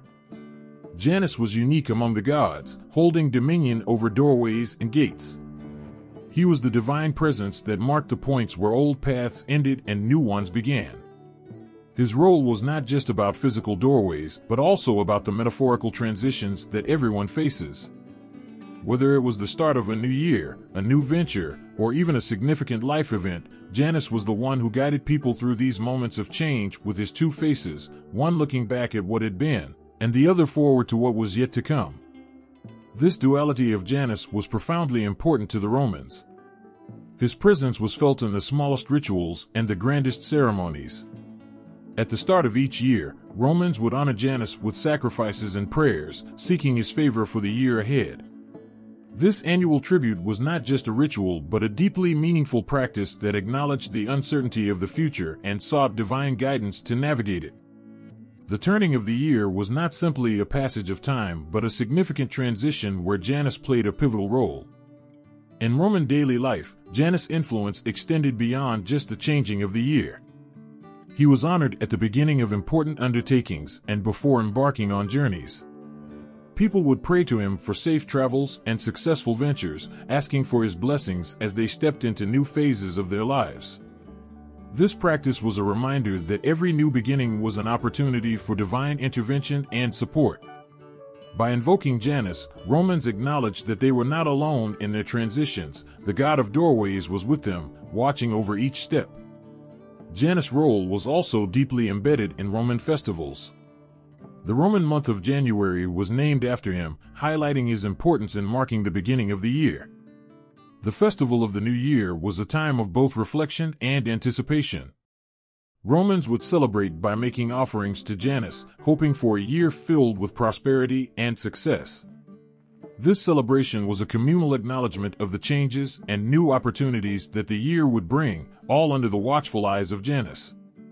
One of the most poignant aspects of Janus' role was his connection to doorways and gates.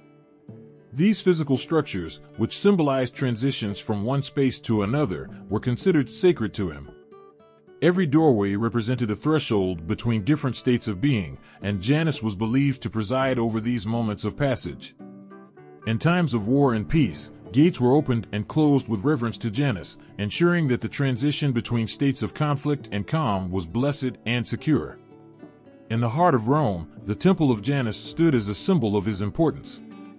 This temple had two doors, one open and one closed, reflecting the god's dual role in transitions.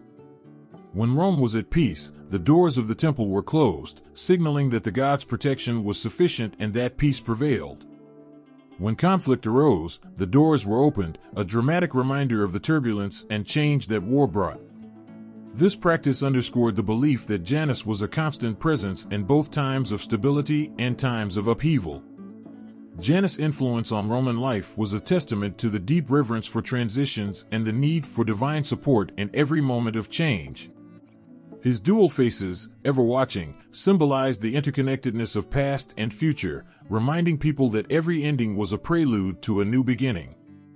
His role was not confined to grand ceremonies or festivals, but was woven into the very fabric of everyday life. Each doorway crossed, each new venture started, was a moment when Janus was called upon to guide and protect. In the gaze of Janus, Romans found a powerful symbol of continuity and change. His presence was a reminder that in every transition, whether grand or small, there was a divine force ensuring that the passage was smooth and blessed.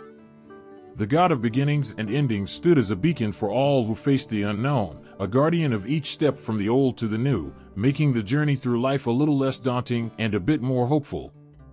In the quiet shadows of ancient Roman beliefs, Pluto stood as a figure both awe-inspiring and fearsome. As the god of the underworld, he held sway over the realm where souls journeyed after death. His presence was both a comfort and a reminder of the inevitable end that all must face. In the Roman world, Pluto was not just a deity but a symbol of the mysteries that lay beyond the veil of life. Pluto's domain was the underworld, a place where the dead would find their final rest. This was not simply a dark, bleak place but a realm where souls were judged and assigned to their eternal rest. The Romans believed that Pluto governed this realm with a firm yet just hand, ensuring that the dead received their due, according to their actions in life. This view made Pluto a figure of immense respect, as he was the guardian of the balance between life and death.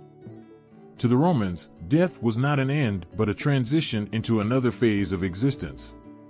They saw the underworld as a complex, layered place where souls lived out their afterlife according to their deeds. It was here that Pluto's role became crucial. He was not only the ruler, but also the keeper of the souls, ensuring that they were properly cared for and that the order of the afterlife was maintained. His role was not one of cruelty but of necessary justice, making sure that every soul found its rightful place. Roman beliefs about the underworld were rich and detailed. They envisioned it as a place divided into various regions, where souls could experience different aspects of their afterlife based on their earthly actions. The Romans believed in a journey for the soul, where it would traverse the underworld to reach its final resting place. This journey was fraught with challenges and required the proper rites and offerings to ensure a smooth passage. It was Pluto who watched over this journey, guiding and judging each soul as it made its way through the darkness. Funeral rites were of immense importance in Roman society, reflecting their deep respect for the transition from life to the afterlife. These rites were carefully performed to honor the dead and to ensure that their souls would have a safe passage to Pluto's realm. The ceremonies were elaborate, involving sacrifices, prayers, and offerings. The Romans believed that these rites helped to appease Pluto and the other deities of the underworld, making sure that the deceased were treated well in their new existence. One of the central aspects of Roman funeral rites was the emphasis on proper burial. The Romans believed that without a proper burial, a soul would be lost or restless. This belief led to the construction of elaborate tombs and the practice of providing the deceased with items they might need in the afterlife. The rituals performed at these tombs were designed to honor Pluto and to ensure that the deceased had everything they needed for their journey and beyond. It was a way of showing respect and love, even in death. The role of Pluto in these rites was both reassuring and profound. His presence was a reminder that death was a natural part of existence and that there was order and justice in the afterlife. The careful attention paid to funeral rites was a reflection of the deep-seated belief in the importance of respecting Pluto and the underworld. It was a way of ensuring that loved ones were not only remembered but also properly cared for in their journey to the afterlife. In Roman mythology, Pluto's role was not just a matter of power but of profound responsibility. He was a figure who represented the end of life and the beginning of a new phase in existence.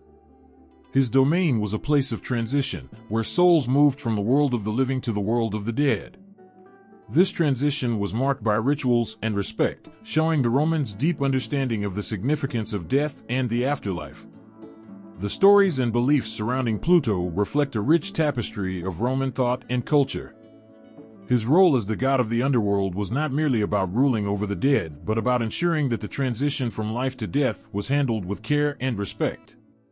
The importance of funeral rites and the way they were performed underscore the deep connection between the living and the dead, and the reverence held for the god who watched over this crucial journey. Through Pluto, the Romans honored the eternal cycle of life and death, finding comfort in the belief that there was order and care in the afterlife. Under the warm, golden light of ancient Rome, there was a deity who represented the joyous and tumultuous sides of life, Bacchus. Known as the god of wine and ecstasy, Bacchus was a figure whose presence turned ordinary moments into wild, exhilarating celebrations.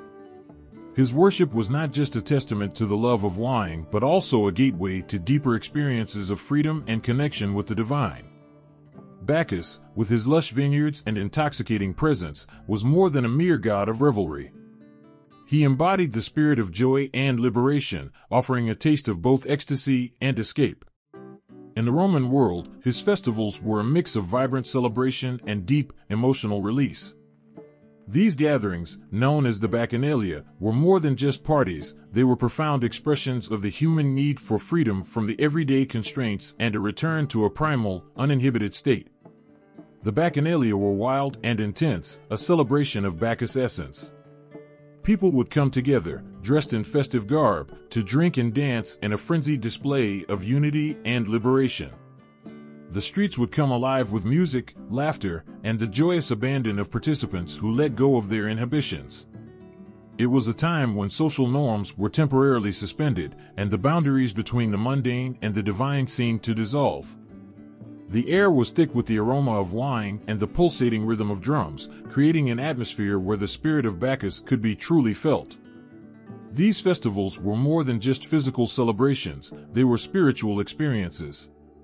The Romans believed that through the ecstasy of Bacchus, they could connect with a deeper, more divine aspect of themselves. The act of drinking wine, which Bacchus was closely associated with, was seen as a means to transcend the ordinary and to reach a state of heightened awareness. The wine was not just a beverage but a sacred medium through which participants could touch the divine and experience a sense of unity with the universe. Bacchus' connection to Greek Dionysus is a fascinating aspect of his mythology.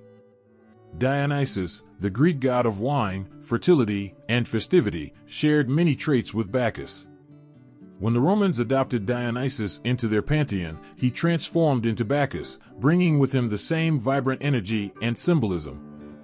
This connection highlights how the Romans embraced and adapted Greek deities, integrating them into their own cultural and religious frameworks.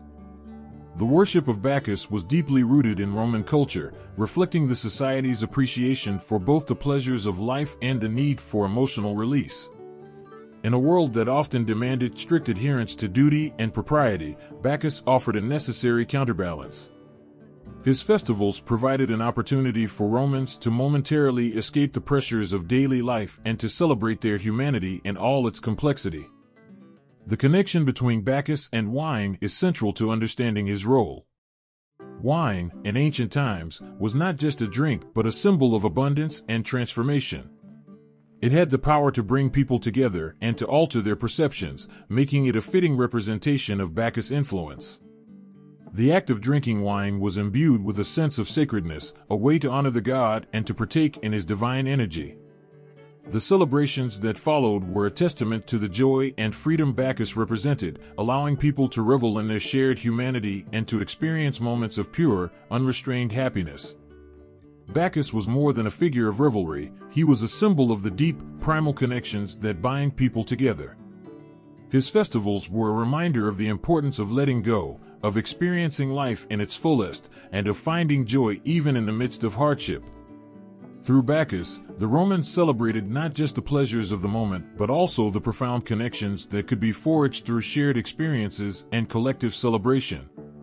In the end, Bacchus was a figure who captured the essence of both the joyous and the sacred. His worship was a reflection of the human desire for connection, liberation, and the transformative power of celebration. Through the Bacchanalia and the divine influence of Bacchus, the Romans embraced the fullness of life, finding solace and exhilaration in the god who danced at the heart of their revelry. In the heart of the ancient Roman countryside, a presence lingered among the fields and forests, whispering to those who tended the land and watched over the flocks. This presence was Faunus, a protector of nature who embodied the wild spirit of the countryside. As a guardian of fields and shepherds, Faunus held a special place in the Roman imagination, evoking both reverence and a touch of the untamed. Faunus was often envisioned as a figure with a deep connection to the natural world. He was depicted with the features of a rustic god, horns, a shaggy appearance, and a playful demeanor. His role was to ensure the fertility of the land and the health of the livestock, making him an essential deity for those whose lives depended on agriculture and herding. In a world where survival was closely tied to the rhythms of nature, Faunus represented both protection and abundance, ensuring that the fields were bountiful and the flocks thrived. The rituals dedicated to Faunus were simple yet profound, reflecting his close ties to the everyday lives of those who lived off the land. Offerings of food and drink, as well as prayers for prosperity and safety, were common ways to honor this nature spirit. The festivals held in his name celebrated the changing seasons and the cycles of agricultural life, providing a moment for people to come together and express their gratitude for the blessings of the earth. These celebrations were imbued with a sense of reverence for the natural world and a recognition of the delicate balance that Faunus helped maintain. The influence of the Greek god Pan on Roman mythology further enriched the character of Faunus. Pan, with his playful, mischievous nature and his dominion over the wild places of the earth, bore a striking resemblance to Faunus. Like Faunus, Pan was associated with the untamed aspects of nature and was often depicted with the legs and horns of a goat, symbolizing his close connection to the animal world. The Romans, eager to incorporate Greek deities into their own pantheon, saw in Pan a kindred spirit to Faunus and embraced many of his characteristics. As the Romans adapted Pan into their mythology, they blended his attributes with those of Faunus, creating a rich tapestry of nature spirits who embodied the raw, primal forces of the wilderness. This fusion allowed Faunus to take on some of Pan's more pronounced traits, such as his musical talents and his ability to evoke feelings of panic and excitement in those who ventured into the wild. This blend of influences resulted in a deity who was both a protector and a reminder of the unpredictable and sometimes wild nature of the natural world. Faunus, as influenced by Pan, became a symbol of the deep, ancient connection between humanity and the earth. He represented the joy of the harvest, the thrill of the hunt, and the enchantment of the natural world. His presence was felt in the rustle of leaves, the call of animals, and the quiet, enduring strength of the land. Through Faunus, the Romans acknowledged the importance of living in harmony with nature, recognizing both its beauty and its power. The mythology surrounding Faunus and Pan also highlights a universal human experience, the desire to understand and connect with the forces of nature that shape our lives. Whether through the gentle guidance of Faunus or the exuberant energy of Pan, these nature spirits spoke to a deep-seated need to find meaning in the natural world and to appreciate the rhythms and cycles that govern our existence. In the end, Faunus and Pan together represented a vital part of the Roman and Greek experience. They were not just deities of the countryside, but symbols of the intricate relationship between humanity and the natural world. Their stories remind us of the power and beauty of nature, and of the ancient belief in the spirits that inhabit the land and influence our lives. Through their presence, the Romans found a way to honor the earth, celebrate its bounty, and seek protection in a world that was as unpredictable as it was wondrous. In the warm glow of ancient Roman homes, amidst the clinking of pottery and the murmur of family life, there was a quiet yet profound presence. The Lares and Penates, two sets of household gods, held a sacred place within every Roman household. Their role went beyond mere tradition. They were the guardians of family and home, integral to daily life and the very essence of Roman identity. The Lares were the cherished spirits of the ancestors. They were believed to protect the family and the household, watching over every moment of daily life with a gentle, unseen gaze.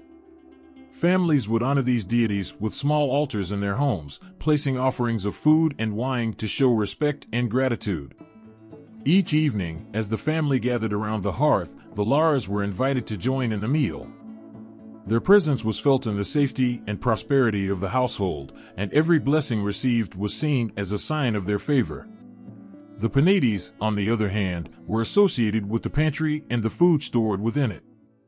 They were considered the guardians of the home's provisions, ensuring that there was always enough to eat. The Penates were honored with rituals that involved placing small offerings of grains and fruits near their shrine.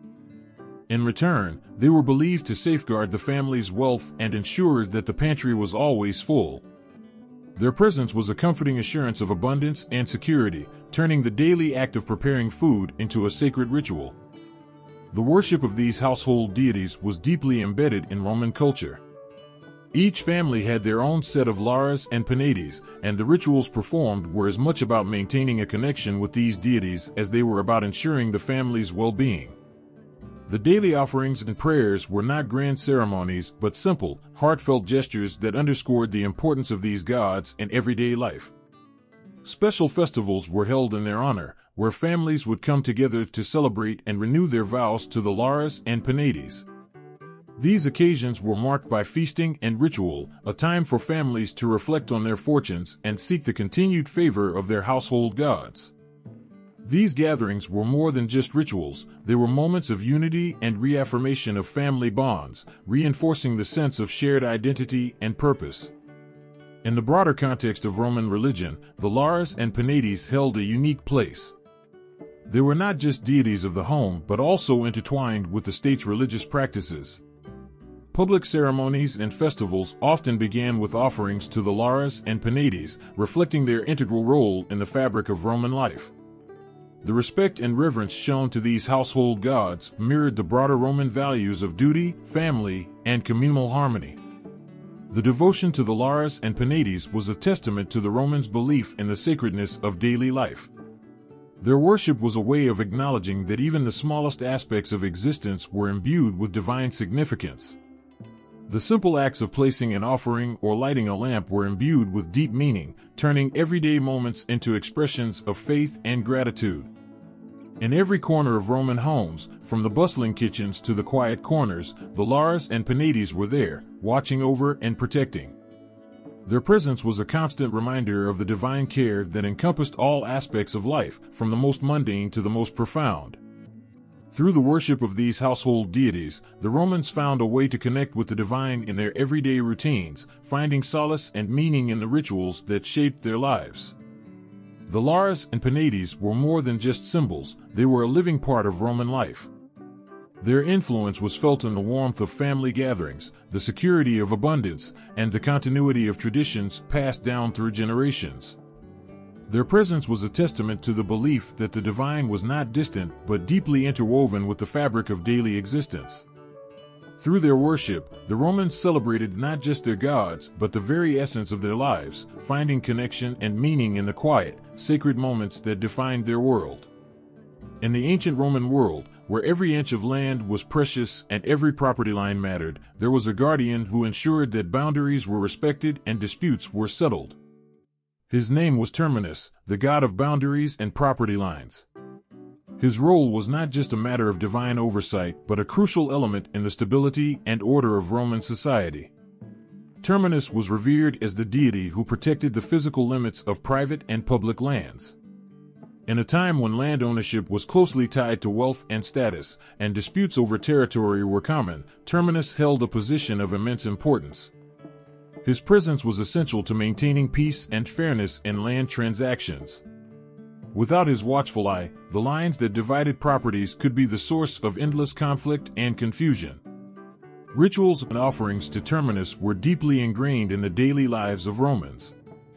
Before any new construction or land deal, people would make offerings to Terminus, ensuring that their actions were blessed and that their boundaries were established with divine approval. These offerings were simple but heartfelt, often involving the placement of small cakes or wine at the boundary markers. This act was not merely a formality but a deeply rooted tradition that reflected the belief in Terminus's role in safeguarding property rights and maintaining order. Terminus was not just a passive overseer but an active participant in the legal and social fabric of Roman life. The god's influence extended to the legal systems of Rome, where laws regarding land ownership and property were considered to be under his protection. The Romans believed that by honoring Terminus, they were also honoring the principles of justice and fairness that governed their society. His role was a reminder of the divine sanction behind the laws that structured their lives. The importance of Terminus is highlighted in the rituals and festivals dedicated to him. The Terminalia was a key festival held in his honor, during which Romans celebrated the sanctity of boundaries and property lines. This festival was marked by ceremonies that involved the marking of boundaries with stones, the offering of sacrifices, and communal feasting. These activities underscored the centrality of Terminus in Roman life and reinforced the idea that boundaries were not just physical but also sacred and protected by divine forces. Terminus's significance was further emphasized by the way he was integrated into Roman law. Legal disputes over land were often seen as more than just personal conflicts, they were considered to be matters of divine justice. By invoking Terminus, Romans sought to align their legal actions with the will of the gods, ensuring that their property dealings were conducted with integrity and respect for divine order. In Roman society, where land was a symbol of prosperity and power, Terminus was a crucial figure in preserving harmony and preventing chaos. His role as the guardian of boundaries was essential for the stability of personal and public property. Without him, the delicate balance that held Roman society together could easily have been disrupted by disputes and conflicts over land. The reverence for Terminus also reflects a broader understanding of the divine influence on everyday life. The belief that even the boundaries of land were under the watchful eye of a god highlights the depth of the Romans' connection to their deities and the ways in which they sought divine guidance in all aspects of their lives. Terminus was more than just a god of property, he was a symbol of the divine order that governed the natural and social world. As the story unfolds, Aeneas embarks on a perilous voyage across the Mediterranean, leaving behind the ruins of his homeland and the ghosts of those he has lost. The seas he traverses are fraught with dangers, both from nature and from mythical beings. His heart is heavy with the weight of his duty, to find a new land where the Trojans can build a future, but also to honor the memory of those left behind. The trials that Aeneas endures are both physical and emotional. He encounters storms that rage with the fury of the gods and faces temptations that threaten to divert him from his mission. His path leads him to the shores of Carthage, where he meets Dido, the queen who falls deeply in love with him. Their brief, intense romance is both a moment of solace and a source of profound conflict. Aeneas, driven by his sense of duty, must leave Dido and continue his journey, leaving behind a broken heart and a tragic love affair. The pain of parting from her haunts him, reflecting the personal sacrifices he makes for the greater good. Throughout his voyage, Aeneas is guided by his sense of destiny and the will of the gods. The divine forces that shape his path include the stern goddess Juno, who harbors deep resentment against him, and the compassionate Venus, his mother, who seeks to protect him. The gods play a pivotal role, weaving their influence into every twist and turn of his journey, pushing him forward even when the weight of his task seems unbearable. The culmination of Aeneas's journey is a poignant and dramatic moment. After years of wandering and countless trials, he finally reaches the land that will become Rome. It is here that he faces his ultimate challenge, a conflict with the local inhabitants and their leader, Turnus. The battle is fierce and tragic, filled with moments of heroism and despair. In the end, Aeneas emerges victorious, but the victory comes with a heavy price, marked by the bloodshed of his enemies and the sorrow of his own people. Aeneas's story is more than just a hero's quest, it is a narrative of sacrifice and the forging of destiny. His journey symbolizes the struggles and triumphs that will define the future of Rome. As he establishes a new settlement, he lays the foundation for what will become one of the greatest civilizations in history. His tale is one of perseverance through unimaginable hardships, driven by a sense of purpose that transcends personal loss and longing. The legacy of Aeneas is deeply embedded in Roman identity. He is celebrated not just as a hero of the past, but as the forefather of Rome, a symbol of the values that would come to define the Roman Empire: strength, resilience, and an unwavering commitment to duty. His story is a reminder of the sacrifices made to build a great civilization, and his journey becomes a touchstone for future generations who look back to him as a model of virtue and determination. In the end, Aeneas's epic journey is a tapestry woven with threads of hope, loss, and divine intervention. It is a story that continues to resonate through the ages, a testament to the enduring power of fate and the unbreakable spirit of a hero who carried the weight of destiny on his shoulders. Through his trials and triumphs, Aeneas becomes a beacon of inspiration, a figure whose legacy lives on in the very fabric of Rome's grand history. Imagine the roar of a mighty lion, the sound echoing across the mountains as the beast's formidable strength is matched by the hero standing against it. Hercules, the legendary figure of myth, is more than just a name, he is a symbol of bravery and strength that transcends time and cultures. In Roman mythology, Hercules transforms from a Greek hero into a larger-than-life protector, embodying the very essence of resilience and courage. In the heart of ancient Rome, Hercules was revered not only as a hero of the past, but as a divine protector of the city and its people. The Romans embraced Hercules, adapting his Greek stories to fit their own cultural and religious landscape. His name became synonymous with power and fortitude, qualities that the Romans held in the highest regard. The Romans took Hercules' Greek legends, filled with his astonishing feats and heroic quests, and integrated them into their own mythology. His famous 12 labors, originally a Greek tale of near-impossible tasks, became a symbol of heroic virtue and endurance in Roman culture. Each labor, from slaying the Nemean lion to capturing the Erymanthean boar, was a testament to his unmatched strength and resilience. These stories were not just entertainment, they were moral lessons on overcoming adversity and the importance of bravery in the face of overwhelming odds. Hercules' role in Roman mythology extended beyond the realm of legend. He was seen as a protector of Rome, a guardian who watched over the city and its people. His image was often depicted in Roman art and sculpture, not just as a figure of strength, but as a symbol of the divine protection that the gods offered to Rome.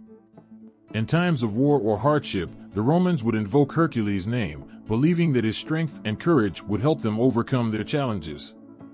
His presence in the city was a comforting reminder that even in the darkest times, the spirit of heroism and valor was ever present.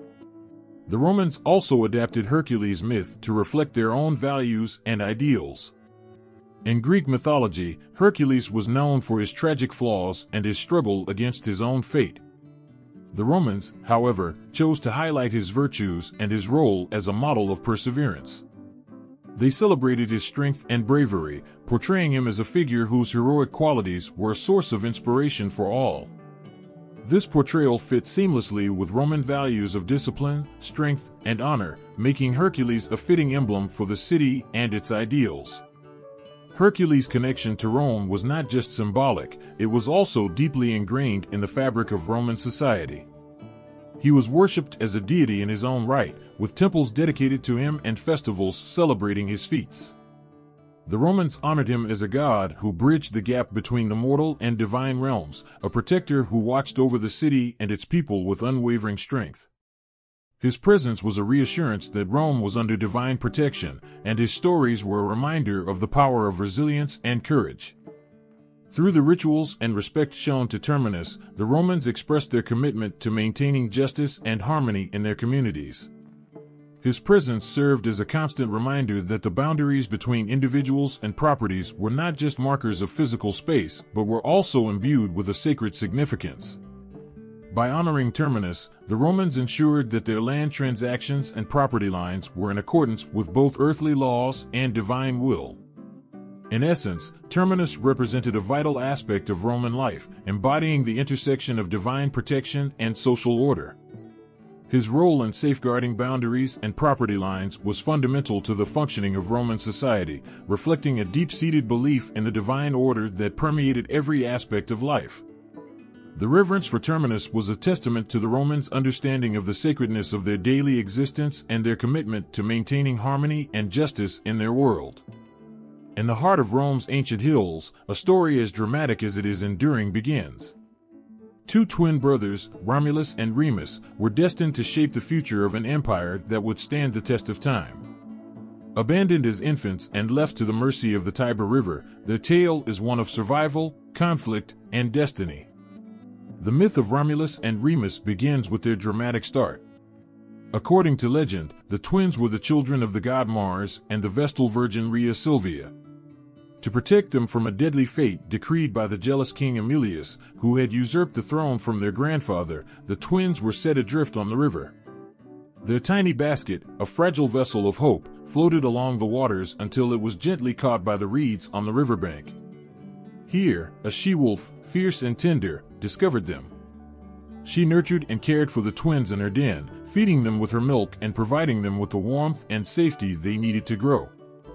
As the story goes, the she-wolf's protection was not just a mere act of nature but a divine intervention ensuring that the future of Rome would be safeguarded. Romulus and Remus grew up to be strong and courageous young men, unaware of their royal heritage. They lived among shepherds and learned the ways of survival and leadership. As they reached adulthood, the time came for them to reclaim their rightful place in the world. Their story, however, was not to be without conflict. The twins decided to build a city of their own, one that would honor their destiny. But their vision for the future led to a bitter rivalry. They chose a hill upon which to build their city, but their differing opinions on which hill was better led to a fierce argument. Romulus, driven by ambition and a sense of destiny, ultimately killed Remus. With a heavy heart, Romulus then founded the city of Rome on the Palatine Hill, naming it after himself. He became the first king of Rome, and his reign marked the beginning of a new era. The story of Romulus and Remus is not just a tale of brotherly conflict, but a profound symbol of Roman identity. It represents the founding ideals of Rome: strength, resilience, and the divine right to rule.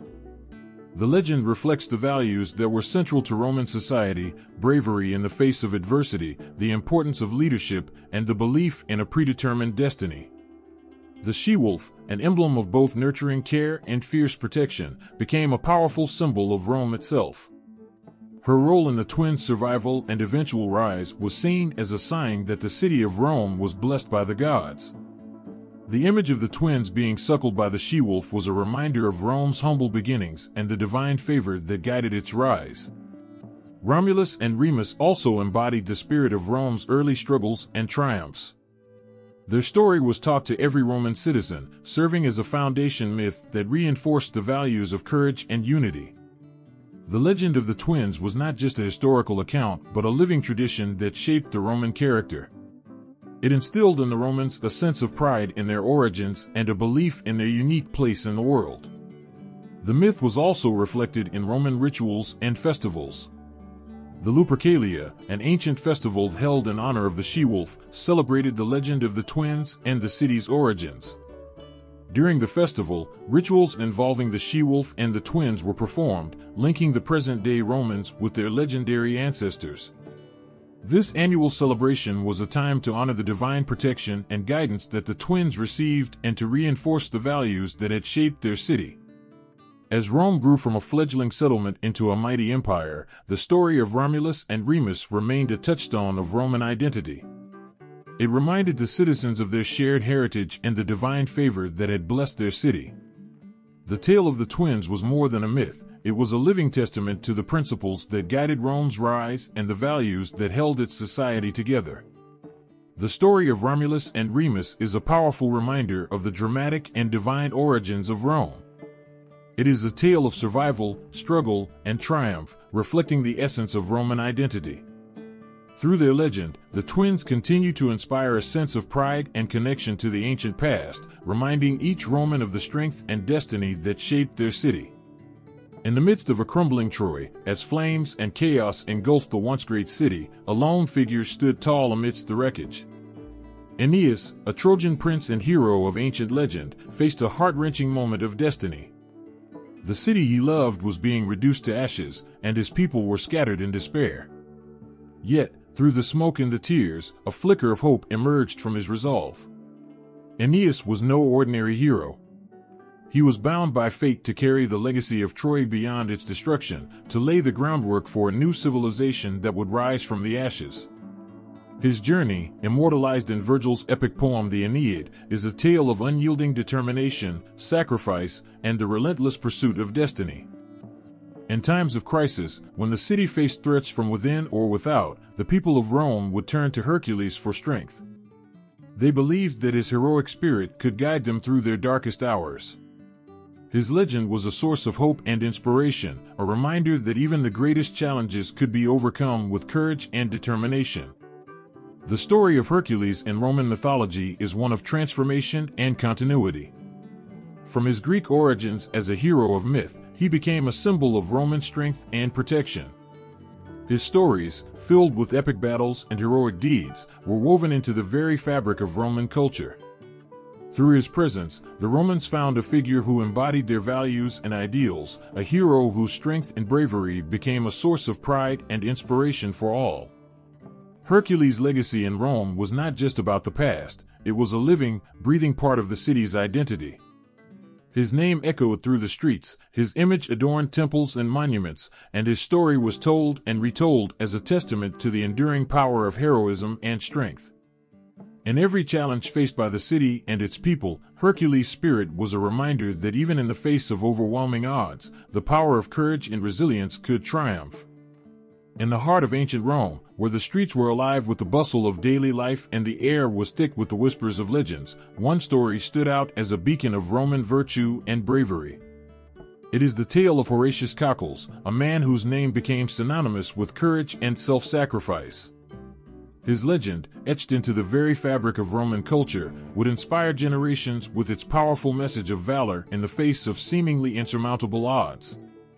The story unfolds on the banks of the Tiber River, a defining location in Rome's history. The city was under threat, a formidable enemy advancing with a relentless push to overtake Rome. The key to Rome's survival lay in a single bridge that spanned the Tiber. This bridge was not just a physical structure, it was a lifeline, the sole means of access into the heart of the city. The defense of this bridge would become one of the most heroic episodes in Roman history. As the enemy closed in, panic and fear gripped the defenders of Rome. It was at this critical moment that Horatius Cocles emerged as a symbol of unwavering courage. With his comrades, he stood firm on the bridge, a beacon of hope amidst the chaos. They knew the odds were against them, but their duty was clear: protect the bridge at all costs. The Roman virtue of virtus, which encompassed not just bravery but an unwavering sense of duty and honor, was about to be put to the ultimate test. Horatius' stand was nothing short of legendary. As the enemy forces surged forward, Horatius and his two companions held their ground, fighting fiercely to buy time for the rest of the Romans to escape. Their courage was not just in their physical prowess, but in their spirit and resolve. They faced a relentless enemy with a bravery that seemed almost superhuman. The bridge was crucial. If it fell, Rome would be vulnerable. Horatius and his comrades knew this, and their heroism was driven by a deep sense of responsibility to their city and their fellow citizens. As the battle raged, Horatius made the monumental decision to delay the enemy's advance. He ordered his companions to retreat while he stayed behind, holding off the attackers. The bridge, now a symbol of Rome's resilience, was his battleground. His stand was a desperate act of courage, an unyielding defense of everything Rome stood for. With every strike of his sword and every clash of steel, Horatius embodied the Roman ideal of virtus. He fought not for glory, but for the survival of his city, for the safety of his people, and for the values that Rome held dear. In a dramatic climax, as the bridge began to collapse, Horatius leaped into the Tiber River, swimming to safety despite his injuries. His escape was a testament to his bravery, but his true victory lay in the bridge's destruction, which prevented the enemy from entering Rome. The tale of Horatius Cocles quickly became a symbol of Roman virtue, a story told and retold through generations as an example of selflessness and courage. Horatius' legend encapsulated the essence of virtus, a concept central to Roman culture. To the Romans, virtus was not merely about physical bravery, it was about moral courage, the strength to stand firm in the face of adversity, and the willingness to sacrifice oneself for the greater good. Horatius Cocles' story was more than just a historical account, it was a living testament to these values, a narrative that resonated deeply with the Roman sense of duty and honor. The impact of Horatius Cocles' bravery extended far beyond the battlefield. His story became a powerful symbol of the Roman spirit, a reminder of the strength and resilience that defined Rome. In times of crisis, when the city faced threats from within or without, the tale of Horatius was a source of inspiration and pride. It served as a powerful reminder that even in the darkest moments, the virtue of courage could shine brightly, guiding the Romans through their trials with unyielding strength. As generations passed, the story of Horatius Cocles remained a cornerstone of Roman identity. It was a tale that was more than just a part of history, it was a living example of the virtues that defined the Roman people. In every retelling of his legend, and every celebration of his bravery, Horatius Cocles' spirit endured, a testament to the enduring power of courage and self-sacrifice in the face of overwhelming odds. In the annals of Roman history, there is a story so powerful that it has echoed through the centuries as a beacon of selfless leadership and civic duty. This is the tale of Cincinnatus, a man whose life became a shining example of how true leaders should act. Picture a humble farmer, working his land in peace, suddenly thrust into a crisis of monumental proportions. This is not just a story, it is a living testament to the ideals of Rome, a narrative that stirs the soul and fills the heart with admiration. Cincinnatus was an ordinary Roman citizen, a farmer who toiled under the sun, his hands calloused and his days filled with the simple rhythms of rural life. But his story took an extraordinary turn during a time of grave danger for Rome. The city was under threat, facing a formidable enemy that seemed on the brink of total victory. The Senate, desperate and in need of a leader, turned to Cincinnatus. His reputation for wisdom and integrity made him the perfect candidate to lead the charge. When Cincinnatus was summoned, he did not hesitate. Leaving behind his fields and his humble life, he answered the call of duty with a heart full of resolve. He was appointed as a dictator, a role in ancient Rome granted extraordinary powers for a limited time to address crises. With this power, he organized the Roman forces, marshaled their strengths, and led them into battle with a strategic brilliance that would become legendary. In the heat of the conflict, Cincinnatus proved himself not just as a skilled commander but as a leader whose commitment to Rome was unwavering. He faced the enemy with courage and clarity, turning the tide of battle. The victory was not merely a military success, it was a testament to Cincinnatus' leadership and his unyielding dedication to the well-being of his city. The Roman people hailed him as a hero, and his name became synonymous with the virtues of leadership and sacrifice. Yet, what truly set Cincinnatus apart was his response after the crisis was resolved. The story reaches its most poignant moment when, having achieved victory, Cincinnatus relinquished his power and returned to his farm. He did not seek accolades or permanent authority. Instead, he went back to his simple life, leaving behind the mantle of leadership and the trappings of power. His return to his fields was not an act of retreat but a profound statement about the nature of true leadership. This act of selflessness struck a deep chord with the Roman people. In Cincinnatus, they saw the embodiment of their highest ideals, that power should be used for the greater good and that leaders should prioritize their duty over personal gain. His story became a powerful symbol of civic virtue, a living example of how leaders should act with integrity and humility. Cincinnatus' influence on Roman politics was profound. His model of leadership became a standard against which other leaders were measured. The story was recounted in speeches, celebrated in writings, and held up as an ideal for Roman leaders to aspire to. The Roman Republic, in particular, revered Cincinnatus as a paragon of the virtuous leader, someone who demonstrated that true power lies not in the accumulation of authority but in its responsible and temporary exercise for the benefit of all. The legacy of Cincinnatus extended beyond his own time, reaching into the future of Roman politics. His story was used to inspire and instruct future leaders, reminding them of the core values of Roman leadership. The tale of Cincinnatus became a powerful narrative for teaching the importance of civic duty and the virtue of returning to one's roots after serving in a position of power. Even today, Cincinnatus' story remains a potent symbol of selfless leadership. It serves as a reminder of the principles that can guide individuals in positions of authority. The heart of his legend is a call to leaders everywhere to act with integrity, to prioritize the needs of their people over personal ambition, and to serve with the spirit of true civic duty.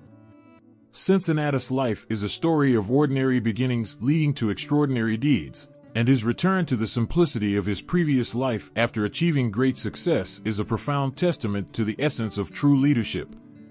The tale of this humble farmer who became a hero and then returned to his roots is more than just a historical account. It is a narrative that continues to inspire and touch hearts, echoing the timeless values of selflessness, duty, and honor. The echoes of ancient Rome still whisper through the corridors of history, telling a tale of power and reverence that stretched beyond mortal limits. At the heart of this story is the dramatic and poignant tradition of deifying emperors, a practice that transformed the very essence of leadership and divinity. Picture a grand temple in the heart of Rome, its columns soaring to the heavens, its marble gleaming under the sun. Inside, an intricate statue of an emperor stands, not just as a ruler but as a god. This was the reality for many Romans who came to see their leaders not merely as men of power but as divine beings, blessed with a status that transcended their earthly existence. This practice of emperor worship marked a profound shift in Roman religion and politics, intertwining the fates of the divine and the mortal. The practice of deifying emperors began in earnest with Augustus, the first emperor of Rome, whose transformation from a mere mortal to a god was nothing short of revolutionary. Augustus, originally known as Octavian, rose from the ashes of civil war to establish the Roman Empire. His ascent was not just a political triumph, but a profound moment that altered the nature of Roman leadership and belief. Augustus understood the power of symbols and religion in consolidating his rule. He carefully orchestrated his deification to solidify his authority and to bind the empire together with a common reverence. Augustus was the first Roman emperor to be deified during his lifetime, a practice that set a precedent for his successors and marked a dramatic shift in how emperors were viewed by the people. He was not just a ruler but a bridge between the divine and the human, a living symbol of Rome's grandeur and power. The deification of Augustus was more than a personal accolade, it was a calculated move to intertwine the imperial power with divine favor.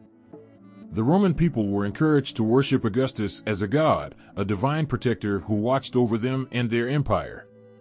Temples were built in his honor, and rituals were established to celebrate his divine status. Augustus' elevation to godhood was not just about reverence, it was a strategic move to embed his legacy into the very fabric of Roman life and religion. The emotional impact of this deification was profound. For the people of Rome, Augustus' transformation into a god provided a sense of stability and continuity.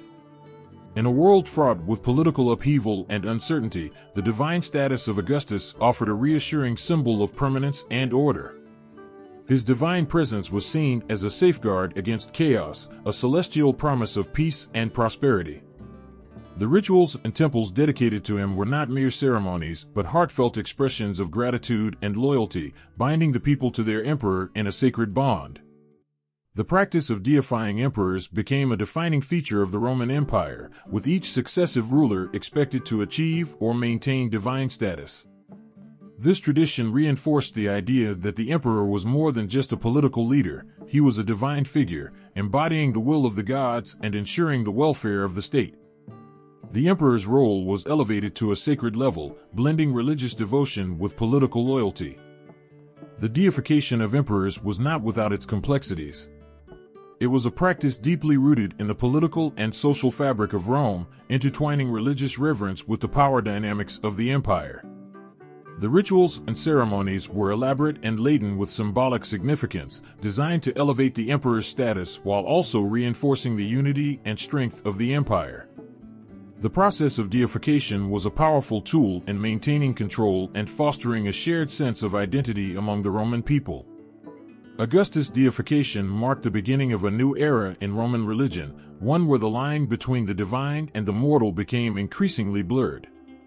His transformation into a god was a profound statement about the nature of power and authority, setting a precedent for future emperors and altering the course of Roman history. The rituals and beliefs surrounding his divine status were not merely about worship, but about shaping the identity of the Roman Empire and reinforcing the emperor's central role in the lives of his people. As emperors followed Augustus' lead, the practice of deification became a cornerstone of Roman imperial ideology. Each emperor sought to establish or reinforce his divine status, creating a lasting legacy that intertwined personal power with the broader religious and cultural identity of the empire. The emotional resonance of this practice was palpable, as the divine status of the emperor became a source of pride and unity for the Roman people. The story of Augustus and the deification of emperors is a powerful reminder of how deeply intertwined religion and politics can be. It illustrates how the divine and the mortal can blend to create a profound sense of identity and continuity, shaping the lives and beliefs of people across generations. The temples, rituals, and reverence for the emperor were not just about worship, they were about forging a connection between the human and the divine, offering a glimpse into the soul of an empire that sought to reconcile its ambitions with its deepest beliefs. Imagine walking through the bustling streets of ancient Rome, where every corner tells a story of renewal and divine favor. Augustus, the first emperor, reshaped not just the political landscape but also the very heart of Roman mythology and religion. His reign marked a new dawn for Rome, one where the sacred and the imperial intertwined, leaving a lasting imprint on the empire's spiritual and cultural fabric. Augustus, originally known as Octavian, came to power after a period of chaos and civil strife.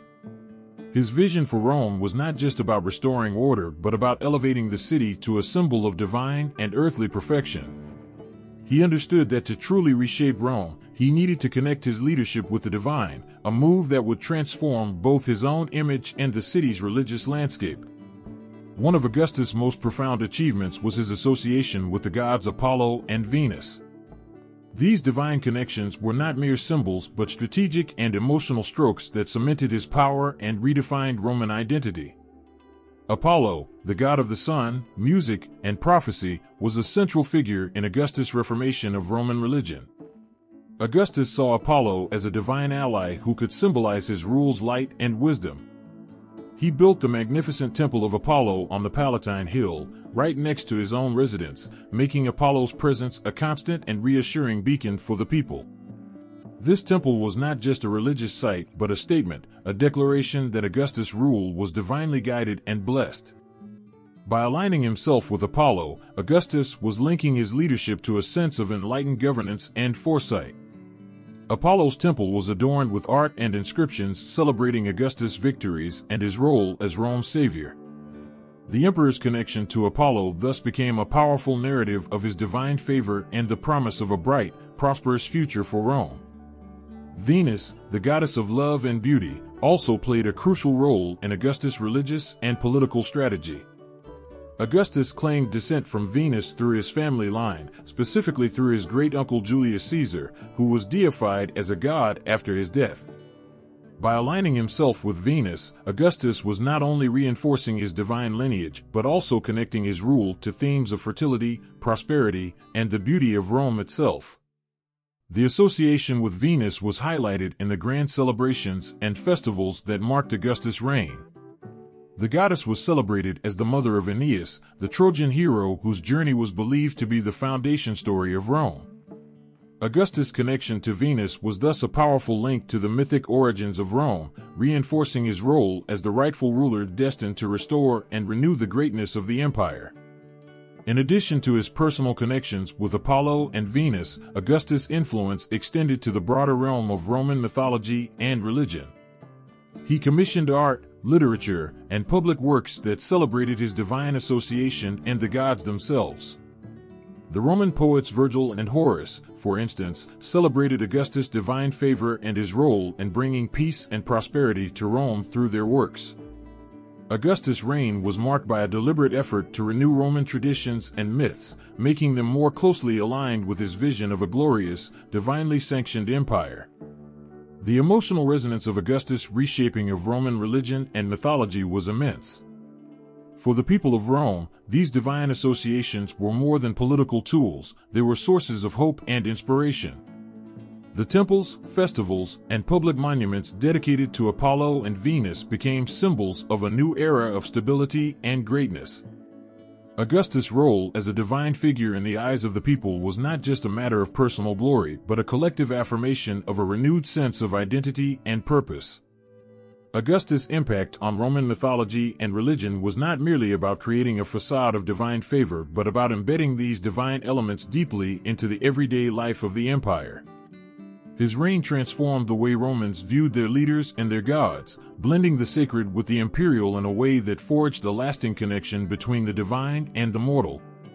As you walk through the ancient streets of Rome, the echoes of Augustus' influence are still felt. The temples dedicated to Apollo and Venus, the public festivals, and the art commissioned by Augustus all stand as testaments to his profound impact on Roman religion and mythology. Augustus reshaped the spiritual and cultural landscape of Rome, creating a divine narrative that intertwined with the city's destiny and left an indelible mark on its history. Picture the grandeur of ancient Rome, a city where the divine and mortal worlds collided in dramatic splendor. Among the emperors of the Julio-Claudian dynasty, figures like Caligula, Claudius, and Nero were more than just rulers, they were woven into the very fabric of myth and legend, embodying both the awe and the terror of their times. Caligula, with his youthful exuberance and unchecked ambition, was a man whose rule seemed to reach beyond the bounds of normalcy. His reign was marked by stories so extreme that they teetered on the edge of the divine and the deranged. Caligula's extravagant demands and eccentric behavior painted him as a ruler who sought to elevate himself to godhood, demanding that people worship him as a living deity. The myth of Caligula was not merely about his erratic rule, but about how his actions and arrogance seemed to challenge the natural order of things. The tales of his cruelty and extravagance became part of his mythic image, casting him as a tyrant whose very presence was both feared and revered. His reign was seen by some as an embodiment of divine madness, a ruler who believed his will was infallible, and whose actions seemed to defy human limits and divine boundaries. In contrast, Claudius, who appeared somewhat awkward and unassuming, was an emperor whose mythic image was crafted to reflect the unexpected nature of his rise and the wisdom he brought to his rule. Claudius was often portrayed as a scholar and reformer, someone who, despite being underestimated by those around him, demonstrated a shrewd understanding of governance. His association with the divine lineage was tied to his meticulous efforts to restore order and implement significant reforms, earning him a place in the mythic narrative as a just ruler who emerged from the shadows to lead Rome. Claudius' connection to the divine was less about his personal ambition and more about his role in upholding and revitalizing the legacy of the Julio-Claudian dynasty. His achievements in expanding the empire and his efforts to secure the empire's borders were seen as acts of divine favor, reinforcing his place within the mythic structure of Roman history. Nero, the infamous emperor known for his artistic pretensions and alleged cruelty, was another figure whose mythic image was deeply entwined with divine claims. His reign was marked by dramatic events, including the Great Fire of Rome, which some believed he had started himself. The myths surrounding Nero painted him as a tyrant who was not only a ruler but an artist who sought to be immortalized in the annals of history through his performances and extravagant displays. Nero's connection to the divine was complicated. He was portrayed as someone who saw himself as a god and demanded divine honors, but his rule also brought about a brutal crackdown on dissent and a general sense of decay. His mythic image was one of a ruler whose ambition and extravagance drove him to seek immortality through acts of great and terrible splendor, casting a shadow over his legacy that blended divine aspirations with the stark reality of his fall from grace. The Julio-Claudian dynasty's emperors were often depicted as having divine connections, a concept rooted in the belief that the ruling family was descended from the gods.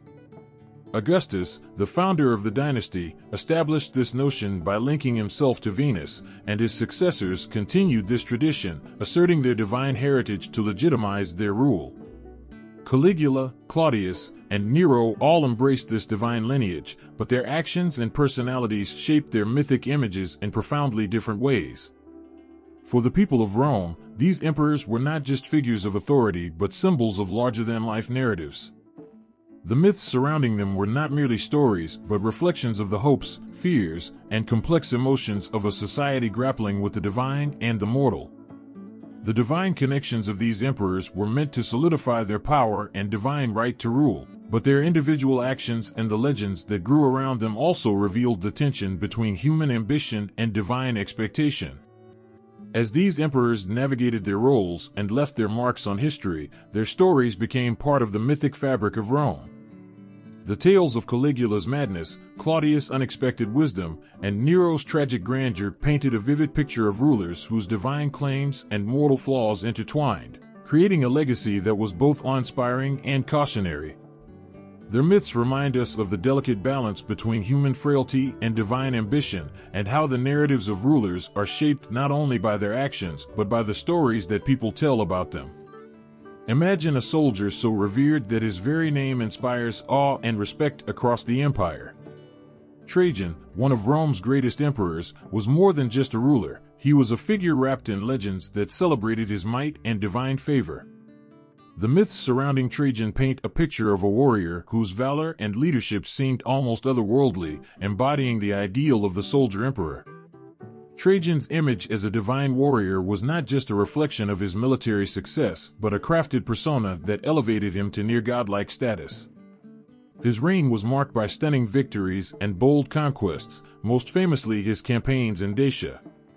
These victories were celebrated not only as military triumphs but as divine endorsements of Trajan's leadership. He was portrayed as a hero whose strength and bravery were blessed by the gods, ensuring that his name would be remembered in the annals of history. The myths surrounding Trajan's conquests are filled with tales that seem to blur the line between reality and legend. His victories over the Dacians were seen as more than just battles won, they were depicted as acts of divine intervention. The majestic Trajan's Column in Rome stands as a testament to these victories, a towering monument that narrates the story of his military campaigns in intricate reliefs. Each carved scene on the column tells a story of heroism and divine favor, portraying Trajan as a God-sent leader who brought peace and prosperity to Rome through his strength and strategic brilliance. Trajan's leadership was also surrounded by myths of personal valor and justice. Stories of his fairness and his efforts to improve the lives of his people contributed to his divine image. He was depicted as a ruler who not only led his armies with unmatched skill, but also cared deeply for the welfare of his citizens. The construction of public works, such as the impressive aqueducts and roads, were not just practical achievements, but symbols of his dedication to Rome's greatness. These acts of leadership were viewed through a lens of divine providence, reinforcing the belief that Trajan was chosen by the gods to guide and protect the empire. The myths about Trajan also highlight his role as a protector of Rome. He was seen as the guardian who defended the empire from external threats and maintained its stability. His campaigns were often portrayed as holy missions, where the success of his military endeavors was interpreted as a sign of divine favor. These stories helped to solidify his reputation as a leader who was not only capable in battle, but was also divinely ordained to safeguard the empire's future. As Trajan's legacy grew, so did the myths that surrounded him. The stories of his achievements were passed down through generations, becoming part of Rome's rich tapestry of legends. His image as a divine warrior and protector became a symbol of Roman strength and resilience, a beacon of the ideal ruler who embodied the virtues of bravery, wisdom, and justice. The impact of Trajan's myths extended beyond his own time, influencing how future emperors were viewed and how they sought to present themselves.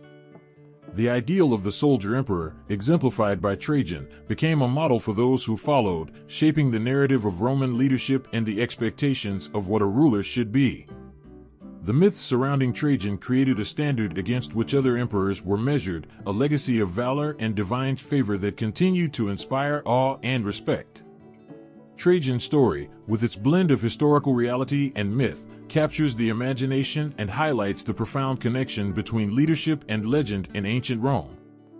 His reign is remembered not just for the concrete achievements of his time, but for the myths that turned him into a symbol of Roman might and divine blessing. Through these stories, Trajan's legacy endures, a timeless reminder of the power of myth to shape our understanding of history and the heroes who define it. In the annals of Roman history, few relationships have captivated the imagination like that between Emperor Hadrian and Antinous. Their bond, marked by profound affection and tragic loss, gave rise to a remarkable cult that intertwined themes of love, beauty, and sacrifice into the fabric of Roman life.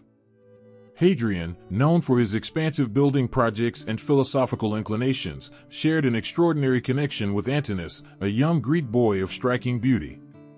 Their relationship was not merely one of companionship, but one marked by deep emotional and spiritual significance. As they traveled together through the empire, from the vibrant cities of Asia Minor to the majestic sites of Egypt, their bond grew ever closer, revealing a side of Hadrian rarely seen by the public. The story takes a heartrending turn when Antinous dies under mysterious circumstances during a visit to Egypt. The loss of Antinous was a blow to Hadrian, whose grief was palpable and profound. In an act of devotion and sorrow, Hadrian deified Antinous, elevating him to the status of a god. This was not an ordinary act of commemoration, it was a declaration of eternal love and an attempt to preserve the beauty and purity of their relationship.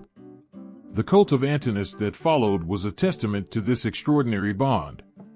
Temples were built in his honor, and his image was immortalized in countless statues and coins, each capturing his youthful grace and elegance. Hadrian's devotion to Antinous was transformed into a religious movement, with rituals and festivals dedicated to the deified youth. These ceremonies were more than mere acts of worship, they were expressions of the deep, abiding love that Hadrian felt, a love that transcended the boundaries of life and death.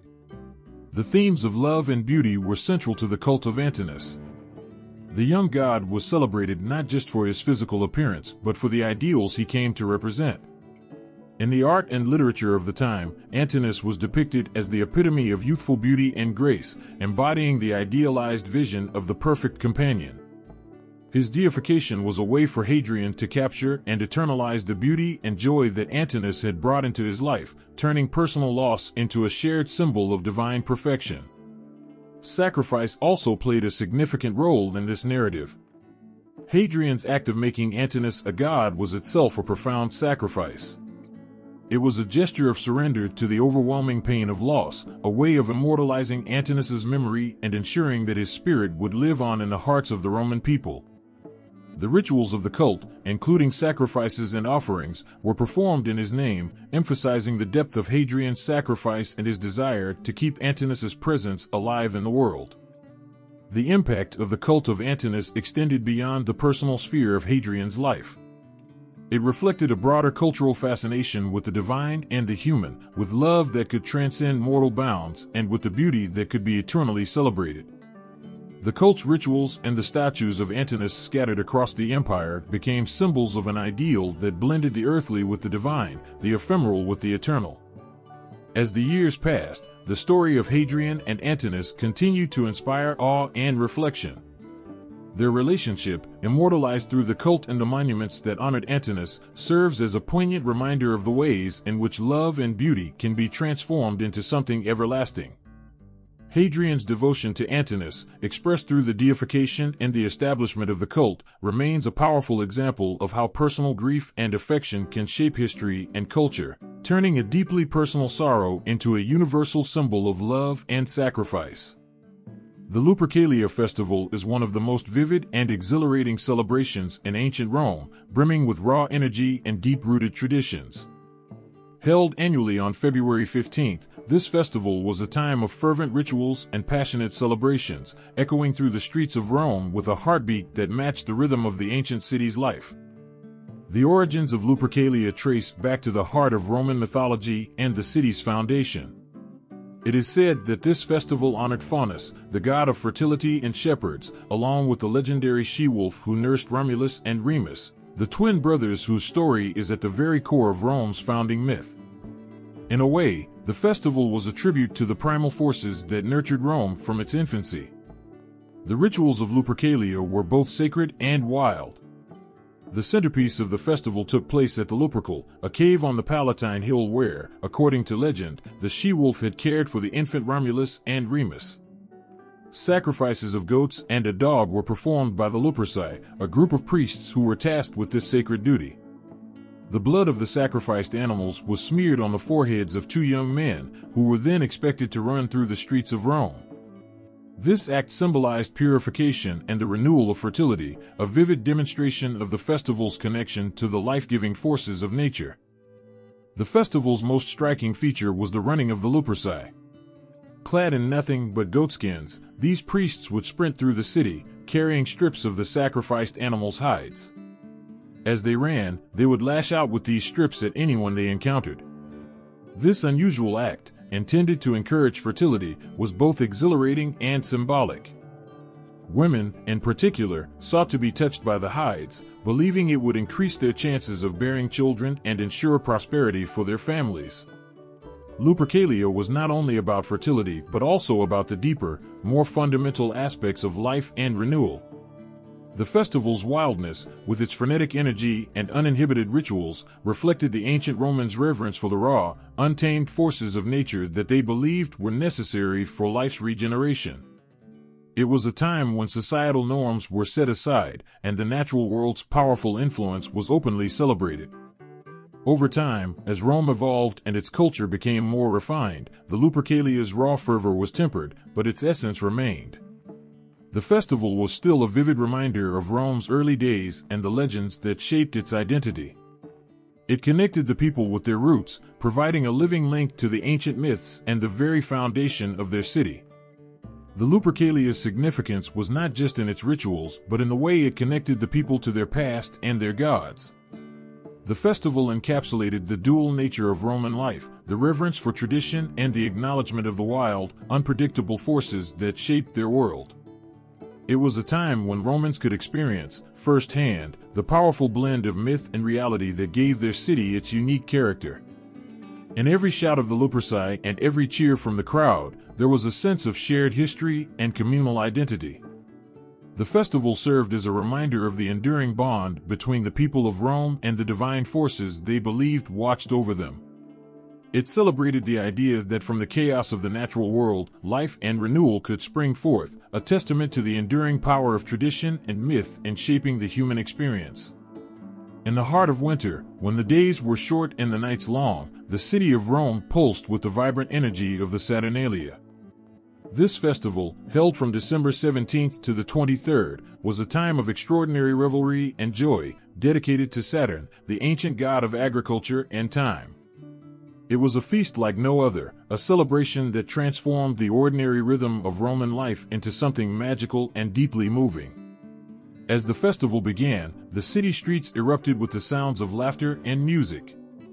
Homes were decorated with greenery, and the air was filled with the scent of roasted meats and sweet pastries. The Saturnalia was a sensory feast, a time when the usual rules and routines of Roman society were joyously cast aside. The essence of Saturnalia lay in its unique inversion of social roles. For this brief period, the rigid social hierarchy that governed daily life was turned on its head. Masters served their slaves, and the usual order of authority was temporarily suspended. This role reversal was not just a playful game but a deep cultural tradition that symbolized equality and the blurring of social boundaries. Slaves, who spent the rest of the year bound by their duties, could now enjoy a feast, don festive clothing, and even be served by their masters. It was a rare glimpse into a world where everyone, regardless of status, could share in the joy and abundance of the season. The central act of the Saturnalia was the grand feast. Tables overflowed with an array of delicious foods, from savory meats to sweet cakes, and wine flowed freely. The feast was not merely a meal but a communal experience that brought people together, fostering a sense of unity and shared happiness. The tables were often filled with guests from all walks of life, blending social classes and creating an atmosphere of camaraderie and mutual respect. Games and entertainment were integral to the Saturnalia. Public performances, music, and dancing filled the streets, while private gatherings were marked by lively games and playful antics. The festival was a time of liberation and lightheartedness, where the usual constraints of daily life gave way to unrestrained joy and merrymaking. The Saturnalia's playful spirit extended to gift-giving as well, with people exchanging small presents as tokens of goodwill and festive cheer. One of the most striking aspects of the Saturnalia was the sense of freedom it provided.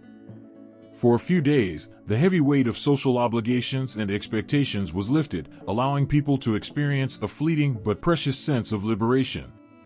This inversion of roles and the celebration of common humanity offered a poignant reminder of the values that lay at the heart of Roman society.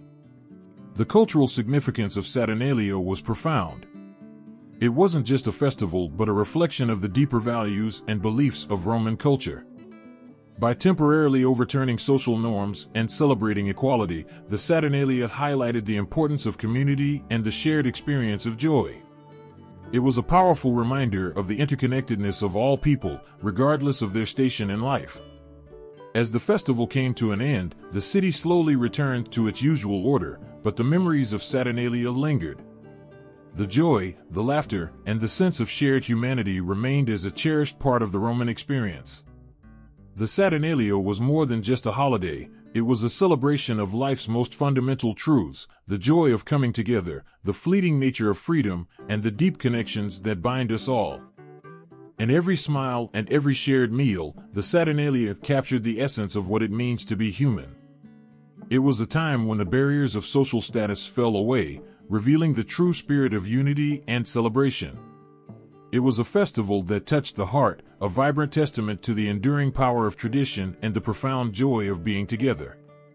As the chill of February settled over Rome, a somber yet deeply significant festival unfolded, the Pantheon. This time of year, filled with muted hues and quiet reflection, was dedicated to honoring the spirits of the dead.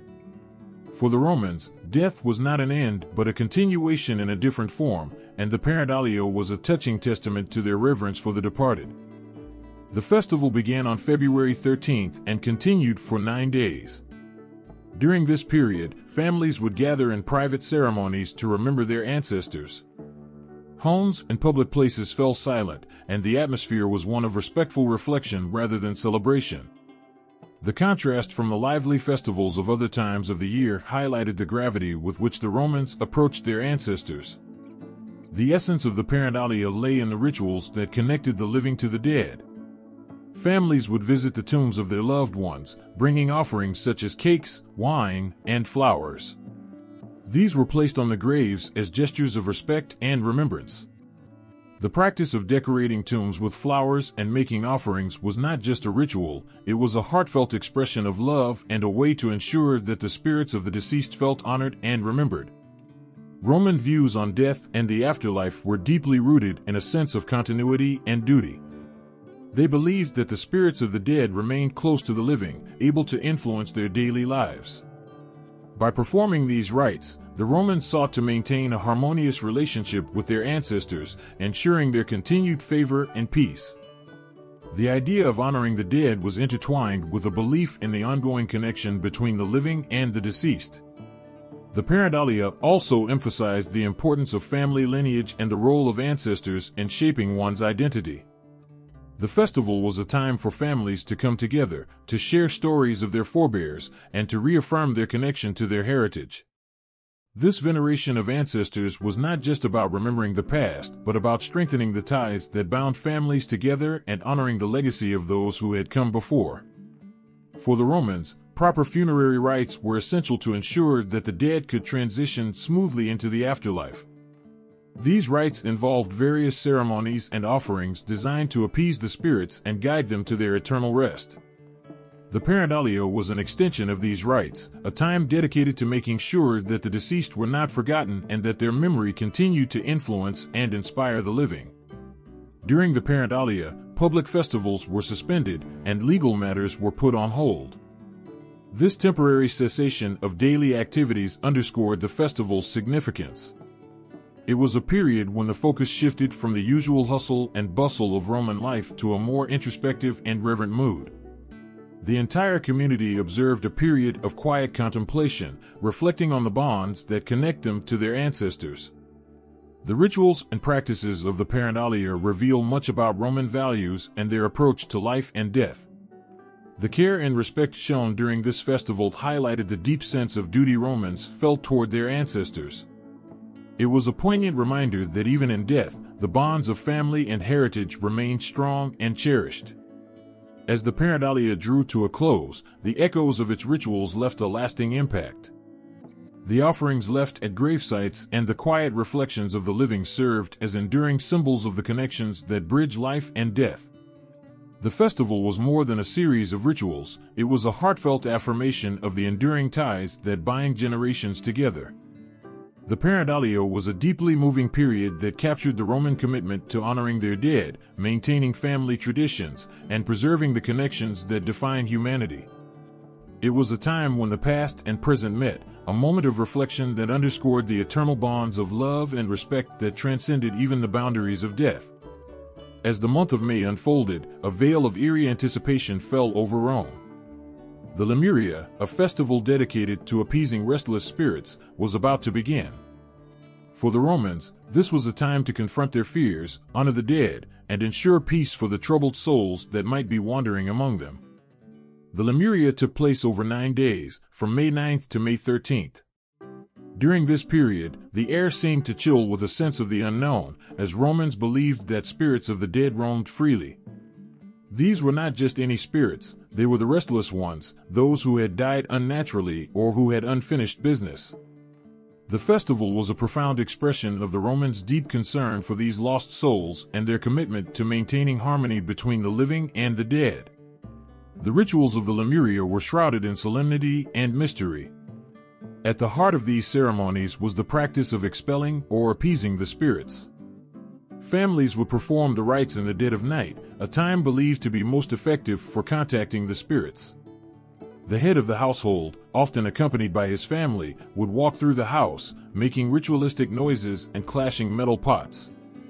The loud sounds were intended to drive away the restless spirits or alert them to the offerings that would be made. To appease these spirits, offerings of black beans were thrown over the shoulders, with the belief that the spirits would consume them and be pacified. The beans were symbolic, representing the gifts given to the dead to show respect and seek their forgiveness. The ritual was not just about offering food, but about making a tangible gesture of peace and goodwill. Romans also performed a ritualistic chant known as the Lemuria. This chant, uttered in a low and reverent tone, was meant to appease the spirits and send them away. The words of the chant were simple yet powerful, expressing a deep-seated desire to ensure that the spirits would find rest and not trouble the living. Roman beliefs about ghosts and the afterlife were complex and filled with dread. They believed that spirits of the dead, particularly those who had not been properly honored or who had met untimely deaths, could become restless and malevolent. These ghosts were thought to linger in the world of the living, causing mischief or harm. The Lemuria was a crucial part of ensuring that these spirits were acknowledged and placated. The fear of ghosts was not just about superstition, it was tied to a broader belief in the influence of the dead on the living. Romans thought that restless spirits could affect their lives in many ways, from causing illness to bringing misfortune. Thus, the Lemuria served as a form of protection, a way to guard against the unsettling presence of these spirits and to maintain balance in their world. During the festival, the household shrines, where offerings were made to the gods, also played a role in this appeasement. Families would place offerings at these shrines, hoping to show that they were respectful and mindful of the dead. This act was a way to demonstrate that the living were honoring their ancestors and seeking to address any wrongs that might have been done in life. The Lemuria was a deeply emotional time, marked by a blend of fear and reverence. The fear of the unknown, of spirits that could disrupt the peace of the household, was palpable. Yet, the rituals performed were filled with a poignant sense of duty and compassion. The Romans showed their concern for the restless spirits, understanding that their peace was intimately tied to the harmony of the living world. As the festival concluded, there was a collective sigh of relief. The rituals of the Lemuria were believed to have restored balance and peace. The restless spirits were either sent away or appeased, allowing the living to continue with their lives untroubled. The festival served as a powerful reminder of the deep connections between the living and the dead, highlighting the Romans' commitment to honoring and respecting the souls of those who had passed. In the end, the Lemuria was more than a series of rituals, it was an emotional and spiritual journey. It reflected the Romans' profound beliefs about the afterlife, their fears of restless spirits, and their enduring need to maintain peace with the world beyond. The festival left a lasting impact, a touching testament to the ways in which the living sought to bridge the gap between their world and the mysterious realm of the dead. As February slipped into the chill of winter's end, Rome's atmosphere thickened with a deep, melancholic air. The Feralia, a festival dedicated to honoring the dead, was upon them. This was a time steeped in reverence and sorrow, a time when the Romans paused to remember and mourn their departed loved ones. It was not merely a festival but a poignant ritual that wove together threads of grief, remembrance, and hope. The Feralia was observed on the 21st of February, marking the conclusion of a series of ceremonies that spanned the month of February, all centered around the dead. This festival was a moment for Romans to reflect on those who had passed, to pay their respects, and to seek peace for their souls. The day was marked by a profound sense of quiet and reflection, as families gathered to honor their ancestors and loved ones. The rituals of the Feralia were imbued with deep emotional significance. Families would visit the gravesites of their loved ones, bringing offerings and performing rites to ensure the spirit's well-being. These offerings often included simple foods and objects that the deceased had enjoyed in life, left at the graves to nourish and comfort their spirits. The act of bringing these offerings was not just a ritual but a heartfelt gesture of love and remembrance. One of the central customs of the Feralia was the practice of making and placing small cakes known as Feralia cakes at the graves. These cakes, made of simple ingredients, were a token of the living's respect and affection. As the cakes were placed on the graves, they symbolized the living's desire to sustain their deceased loved ones in the afterlife. It was a tender act of connection between the world of the living and the realm of the dead. The Feralia was not only about offerings, but also about the somber act of mourning. The rituals included visiting the tombs in a procession, during which the mourners would engage in quiet, respectful reflection. There was no place for frivolity or celebration on this day. The tone was solemn, and the atmosphere heavy with the weight of grief and remembrance. It was a time to confront the reality of loss and to express sorrow openly. In homes, families would gather to recall the lives of those who had passed. Stories were shared, and memories cherished.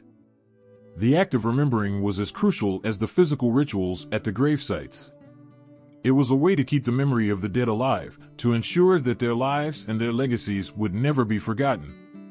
The Feralia provided a space for the living to grieve, to celebrate the lives of the departed, and to find comfort in their shared memories. The festival also had a communal aspect. It was not just a private family event, but a part of the broader Roman religious and cultural life. The rituals performed were a reminder to all of the impermanence of life and the importance of honoring those who had gone before. It served as a communal expression of loss, a collective mourning that united people in their shared experiences of grief. The Feralia was a bridge between the living and the dead, a sacred space where the two worlds met in a moment of profound connection. The rituals performed were not merely symbolic but carried deep emotional weight.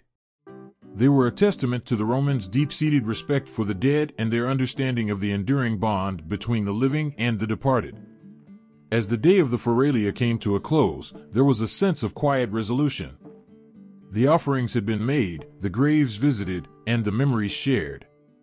The weight of grief was still present, but it was tempered by the comfort of rituals that honored and remembered.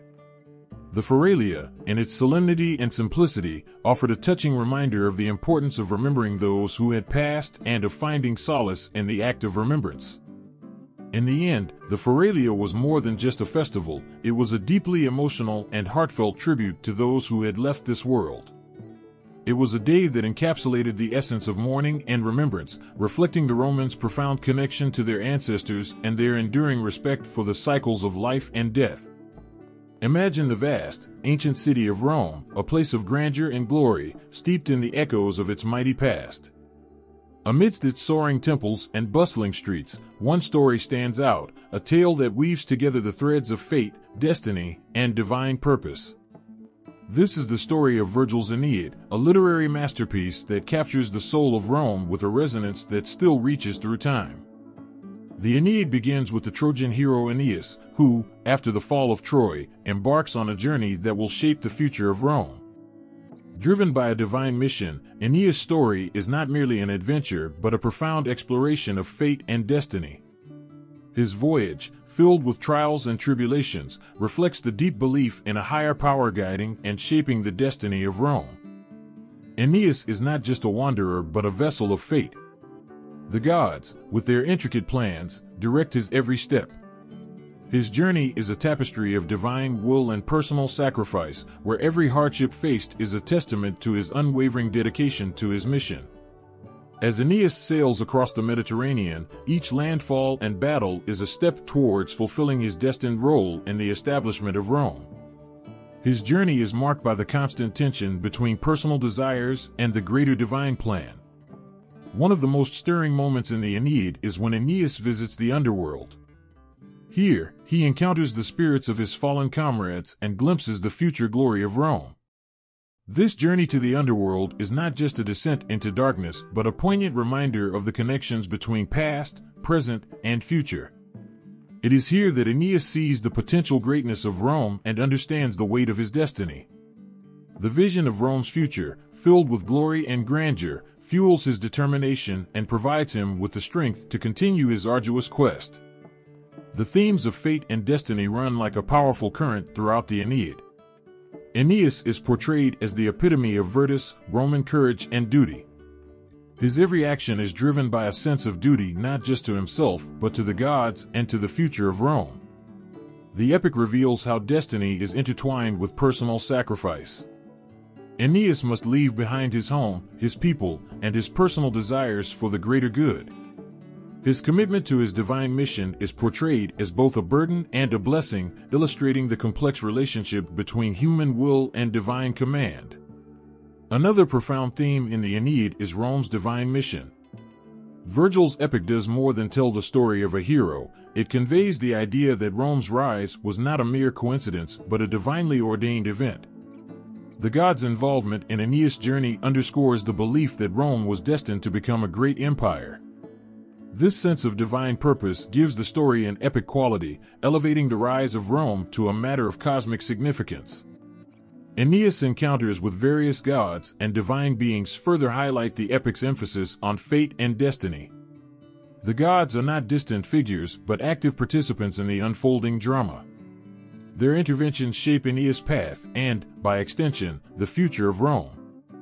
Every encounter with these divine beings is a reminder of the gods' control over mortal affairs and the extent to which the future of Rome was believed to be preordained. As Aeneas finally reaches Italy and faces the challenges of establishing a new city, the epic culminates in a dramatic clash that symbolizes the birth of Rome. His struggle against Turnus, the leader of the local people, is not just a battle for territory but a final test of his destiny. The victory over Turnus signifies the fulfillment of Aeneas' divine mission and the beginning of Rome's storied history. The Aeneid is more than just a story of heroism, it is a profound meditation on fate, destiny, and the divine mission that shaped Rome's identity. Virgil's epic captures the spirit of Rome and its origins, blending myth and history into a narrative that speaks to the core of what it means to be Roman. Aeneas' journey, marked by struggle, sacrifice, and divine intervention, becomes a powerful symbol of Rome's enduring greatness and the belief in a destiny shaped by both mortal courage and divine will. In the end, Virgil's Aeneid is a testament to the idea that Rome's rise was not simply the result of chance or ambition but a fulfillment of a grand, divine design. Through the trials of Aeneas and the unfolding of his epic journey, the story of Rome is immortalized, reminding us of the deep connection between fate, destiny, and the eternal glory of the Roman Empire. In the quiet rustle of pages and the soft glow of candlelight, one book pulses with life and magic, Ovid's Metamorphoses.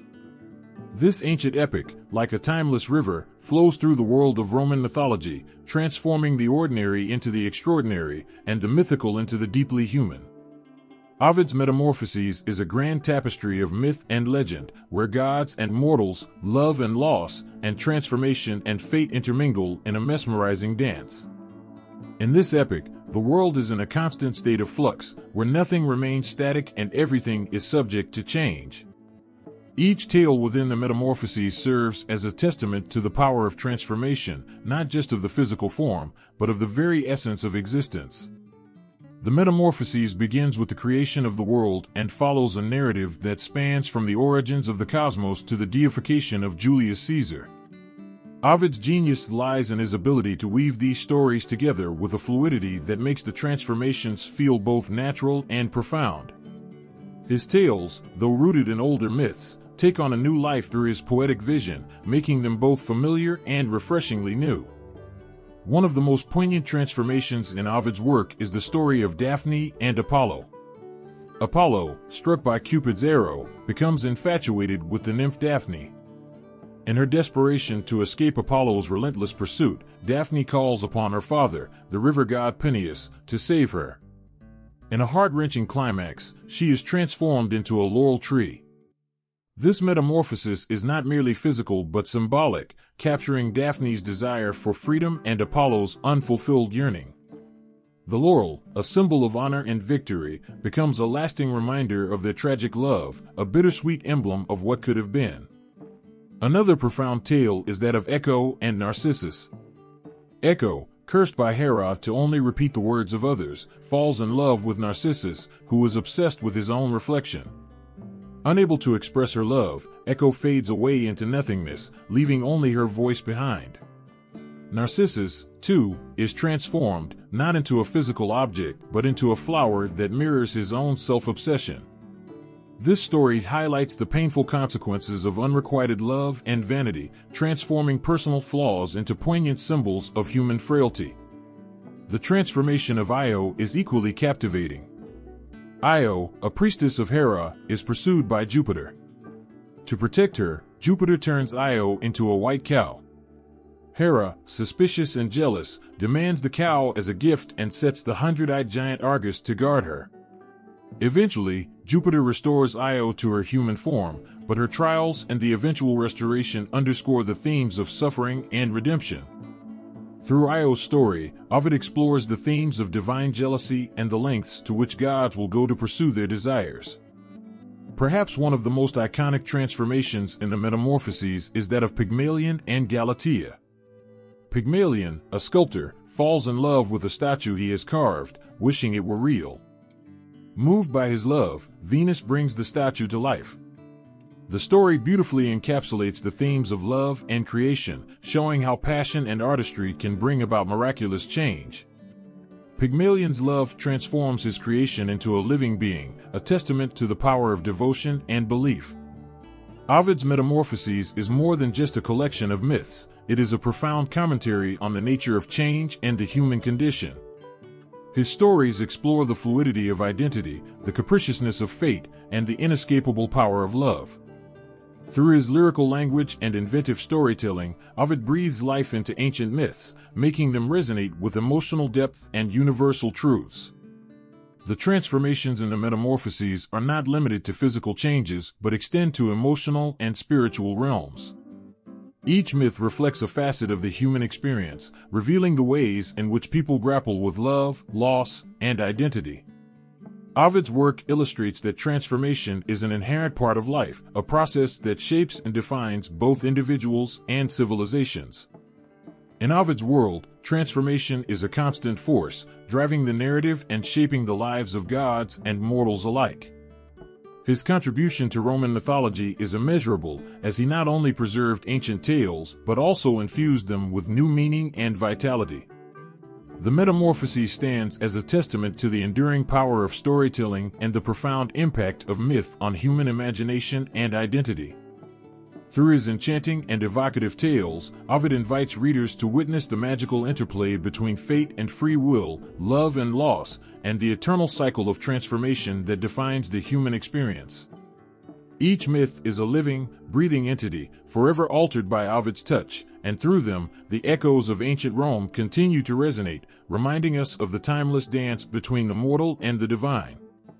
Step into the heart of ancient Rome, and you will find yourself enveloped in the echoes of prayers and sacrifices, where towering structures spoke of the gods and their immense power. Roman temples were not mere buildings, they were sacred spaces, each designed to reflect the divine presence that resided within. As you approach a Roman temple, the first thing that captures your attention is its grand facade. Imagine the entrance flanked by massive columns, their fluted shafts reaching skyward, seemingly touching the heavens.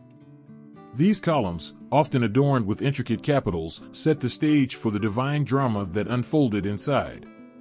The temple was a bridge between the mortal world and the realm of the gods, and its architecture was crafted to honor this sacred connection.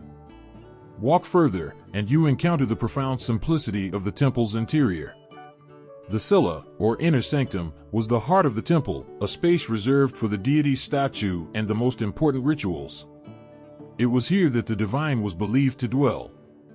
The light filtering through the temple's open roof or through strategically placed windows highlighted the sacred presence. This space, though modest compared to the temple's grand exterior, was imbued with a profound sense of reverence and awe. But Roman temples were more than just places of worship, they were central to the city's social and political life. Picture the bustling forum, the marketplace of Rome, where these temples stood as silent witnesses to the activities of daily life. Temples often occupied prominent locations, their towering presence commanding respect and admiration.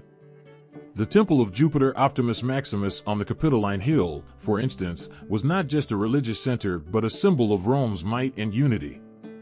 Roman architects paid meticulous attention to every detail of temple construction. The choice of materials, the layout, and the decoration all had symbolic significance. Marble, with its enduring quality, was favored for its ability to reflect light and create a sense of timelessness. Inside, elaborate frescoes and mosaics depicted scenes from mythology, transforming the walls into vibrant narratives of divine power and human aspiration. The grandeur of these temples extended to their placement in the city. They were often surrounded by sacred precincts, areas set apart from the mundane world. These spaces were carefully maintained, reflecting the sacredness of the worship that occurred within. The careful planning ensured that the temples not only stood as architectural marvels but also created an atmosphere of sanctity and peace, away from the chaos of urban life. The rituals performed within these temples were integral to Roman religious practice. Imagine priests in flowing robes, performing elaborate ceremonies, offering sacrifices, and invoking the gods. The temple was a stage for these divine interactions, and every action was steeped in ritualistic precision. The smell of incense, the sound of prayers, and the sight of flickering flames created an immersive spiritual experience that connected the people with the divine. Temples also served as important symbols of Roman power and identity. The grand scale of construction projects, often commissioned by emperors or wealthy patrons, demonstrated the city's prosperity and the emperor's favor with the gods. The Temple of Mars Ultor, built by Emperor Augustus, was a testament to his military successes and his divine right to rule. Such temples were not only places of worship but also statements of political and cultural significance. In essence, Roman temples were more than architectural feats. They were embodiments of faith, power, and civic pride. They stood as enduring symbols of Rome's divine mission and its intricate relationship with the gods. Each temple, with its majestic columns, sacred interiors, and symbolic placement, was a masterpiece of religious architecture, designed to honor the divine and integrate the sacred into the fabric of everyday life. Through these magnificent structures, the Romans left behind a legacy that transcends time, a reminder of a world where the divine and the earthly were seamlessly intertwined. The temples of ancient Rome continue to inspire awe, a testament to a civilization that revered the gods and sought their blessings through grand, enduring monuments. In the heart of ancient Rome, a profound transformation was quietly unfolding, one that would forever change the landscape of belief and culture. The once vibrant tapestry of Roman religion, with its myriad gods and elaborate rituals, was beginning to fray, making way for a new and powerful force, Christianity. It started with whispers and small gatherings, a few believers here and there, quietly defying the old ways. But as the message of Christianity spread, its followers grew in number and influence, challenging the established norms of Roman religion. The old temples, once bustling with worshippers and grand sacrifices, began to fall silent. The gods who had commanded the heavens and earth, revered for centuries, faced a new kind of competition, a new belief system that promised salvation and eternal life. Imagine the tension of those days. The grandeur of Roman temples, with their towering columns and sacred statues, seemed to stand in stark contrast to the humble Christian gatherings in secret. Yet, these simple assemblies carried a message of profound change. The message was not just about a single deity but about a new way of life, one that spoke of love, forgiveness, and redemption. As Christianity began to gain followers, the old religious practices, once central to Roman identity, started to lose their grip. The grand festivals, the sacrifices, and the rituals that had defined Roman life for centuries began to fade. Yet, this decline was not abrupt. It was a gradual shift that saw the old and new beliefs intermingling in unexpected ways. Roman myths did not simply disappear. Instead, they began to be reinterpreted through the lens of the new faith. The stories of gods and heroes, once revered in the public eye, started to be seen in a different light. For example, the figure of Hercules, a symbol of strength and heroism, began to be associated with Christian virtues like perseverance and courage. His myths, once a testament to pagan gods, were reframed as allegories of the struggle between good and evil, fitting neatly into the Christian narrative. Temples that had once stood as mighty tributes to Roman deities were repurposed into churches. The same grand structures that once hosted sacrifices to Jupiter now echoed with Christian hymns. The transformation was symbolic of the broader cultural shift, where old rituals were replaced by new practices but still left traces of their former grandeur. Christianity's rise was not without its challenges. The early Christians faced persecution and opposition, their beliefs often clashing with the entrenched traditions of Roman religion. Yet, their persistence and their message of hope and salvation began to win over hearts and minds. As emperors converted to Christianity, the religion's legitimacy grew, and the old ways were increasingly relegated to history. Amid this upheaval, the myths of Rome's past found a new place in a world reshaped by faith. They were not discarded but rather woven into a new tapestry, where they took on new meanings and roles. The gods of old were seen not as living entities but as symbols and metaphors within Christian teachings. In the end, Christianity did not merely replace Roman religion, it transformed it, blending the ancient with the new. The myths and stories of old, once central to Roman culture, became part of a larger narrative that spoke of eternal life and spiritual salvation. The grandeur of Roman temples gave way to the humility of Christian churches, but the echoes of the past continued to resonate in the new faith's rich tapestry. The transition from Roman religion to Christianity was a journey of profound change, marked by both conflict and synthesis. It was a time when the sacred spaces of the past were repurposed to serve a new vision of faith, and the myths of old were reimagined to fit within a new spiritual framework. This transformation was not just about replacing one set of beliefs with another, but about finding a new way to understand the divine and the human experience. In the quiet corners of medieval Europe, a powerful echo of ancient Rome lingered. The grandeur of Roman myths, once the heartbeat of a mighty empire, had not faded into obscurity with the fall of Rome. Instead, these ancient stories adapted and survived, weaving their way into the very fabric of medieval culture and literature. In the dim light of medieval manuscripts and the shadowed cloisters of monastic life, the tales of Roman gods and heroes found new life. These myths, though far removed from their original Roman context, began to blend with the medieval worldview, influencing writers, artists, and thinkers of the time. Roman mythology, with its vibrant gods and epic heroes, became a source of inspiration and reflection, bridging the ancient past with the present of the Middle Ages. One of the most touching examples of this survival is how Roman myths were adapted into medieval literature.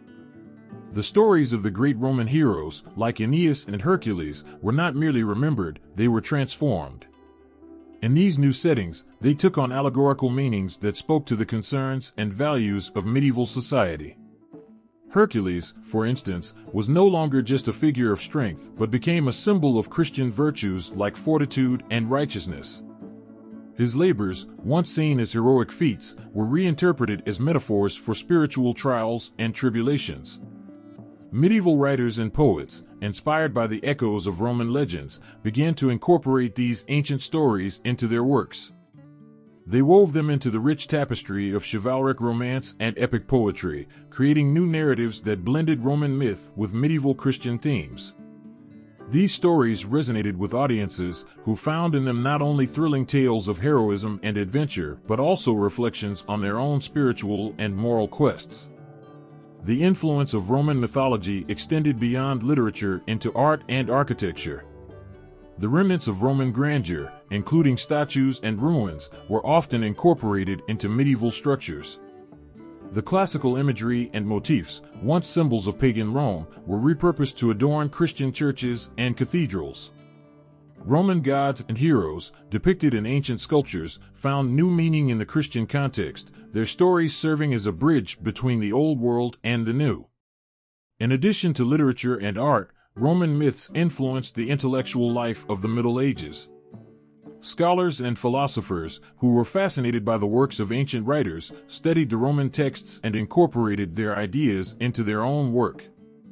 The myths and stories of Rome provided a rich source of allegory and metaphor, which scholars used to explore themes of fate, virtue, and the human condition. The adaptation of Roman mythology in the medieval period was not just a matter of preserving the past, but of making it relevant to a new era. The myths, stripped of their pagan associations, were reinterpreted in a way that resonated with the spiritual and moral concerns of the Middle Ages. They became a part of a larger narrative that sought to understand and express the complexities of human experience through the lens of both ancient and contemporary beliefs. This transformation was deeply emotional for those living in the Middle Ages. The ancient tales of gods and heroes, which had once been a source of wonder and awe, were now part of a collective memory that linked the present with a storied past. The myths became symbols of continuity, connecting medieval people with the grandeur and complexity of the Roman world. They served as a reminder of the enduring nature of human stories and the way they evolve and adapt over time. In the quiet study rooms of monks, the bustling workshops of medieval artists, and the grand halls of chivalric courts, the myths of ancient Rome lived on. They found new forms and new meanings, blending seamlessly with the cultural and spiritual currents of the medieval world. The survival of these myths was not just a testament to their power, but also a reflection of humanity's enduring need to connect with its past and find meaning in its stories. Through the lens of medieval Europe, the myths of Rome continued to captivate and inspire. They became a part of a living tradition, one that bridged the gap between the ancient and the modern, the pagan and the Christian. In this way, Roman mythology did not merely survive, it thrived, evolving to meet the needs of a new age and continuing to touch the hearts and minds of those who encountered it. In the heart of the Renaissance, a new light shone on the faded glories of the ancient world. It was as if a forgotten symphony was rediscovered, stirring with renewed passion and grandeur. The myths of ancient Rome, which had long been shadows of their former selves, began to sparkle once again, their stories breathing new life into the vibrant culture of this rebirth. The Renaissance was a period of extraordinary awakening, where the art and ideals of ancient Greece and Rome were resurrected with an intensity that felt almost divine. The Roman myths, once relegated to dusty books and crumbling ruins, were suddenly at the center of a cultural explosion. Artists, philosophers, and scholars reached back into the past, pulling forth these myths and weaving them into the very fabric of their contemporary world. The allure of Roman mythology during the Renaissance was irresistible. Artists like Leonardo da Vinci, Michelangelo, and Raphael infused their masterpieces with figures from ancient myth. Imagine Michelangelo's sculptures, their marble forms capturing the elegance and power of gods and heroes. Hercules, Venus, and Apollo found their way into the new art, their stories told through the graceful lines and vivid colors of Renaissance works. These artists didn't merely replicate the old myths, they brought them to life with an emotional depth that spoke to their own time and beyond. In the grand frescoes of the Sistine Chapel, for example, you can see echoes of Roman myths. The gods and heroes of old are reimagined in ways that resonate with the Renaissance emphasis on humanism and the beauty of the human form. The stories of gods who battled and loved, who wept and triumphed, were no longer distant tales but deeply felt reflections of human experience and aspiration. Philosophers of the time also found profound inspiration in these ancient stories. They viewed the myths as a repository of wisdom, containing insights into human nature, virtue, and the cosmos. The Renaissance thinkers, with their intense curiosity and reverence for classical knowledge, saw in the Roman myths a way to connect with the idealized past and to draw lessons for their own world. These myths became more than stories, they were allegories for the human condition, each tale offering lessons on courage, love, and the pursuit of greatness. Humanism, the intellectual movement that celebrated the potential and achievements of mankind, found a rich source of inspiration in Roman mythology. The Renaissance humanists admired the ancient Romans for their virtues and achievements, and they used these myths to challenge and inspire their own society. The myths spoke to their values, bravery, wisdom, and nobility, helping to shape their ideas about what it meant to be truly human. The revival of Roman mythology during the Renaissance was not just an artistic and intellectual phenomenon, but also a deeply emotional one. For those living in this period, the rediscovery of these ancient stories was like reconnecting with a long-lost friend. The myths, with their vivid characters and dramatic narratives, provided a sense of continuity and identity.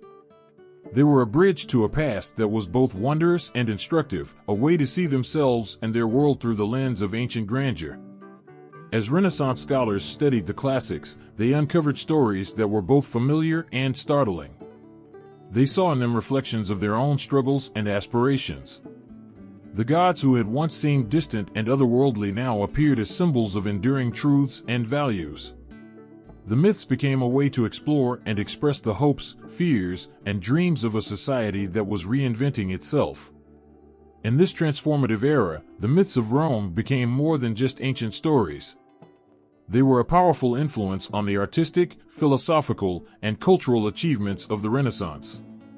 Through art, literature, and thought, the myths of ancient Rome were reborn, touching the hearts of those who lived through one of history's most exhilarating periods of rediscovery and renewal. As Renaissance artists and thinkers breathed new life into these old tales, they created a legacy that would inspire generations to come. The Roman myths, which had once been buried under the weight of time, rose again to illuminate the world with their timeless beauty and profound wisdom. Their revival was a testament to the enduring power of stories to connect us with our past and to shape our present. Roman mythology, once the heartbeat of a vast empire, now whispers through the corridors of modern culture. Its ancient gods and epic tales, though centuries old, continue to shape our world in ways both grand and subtle.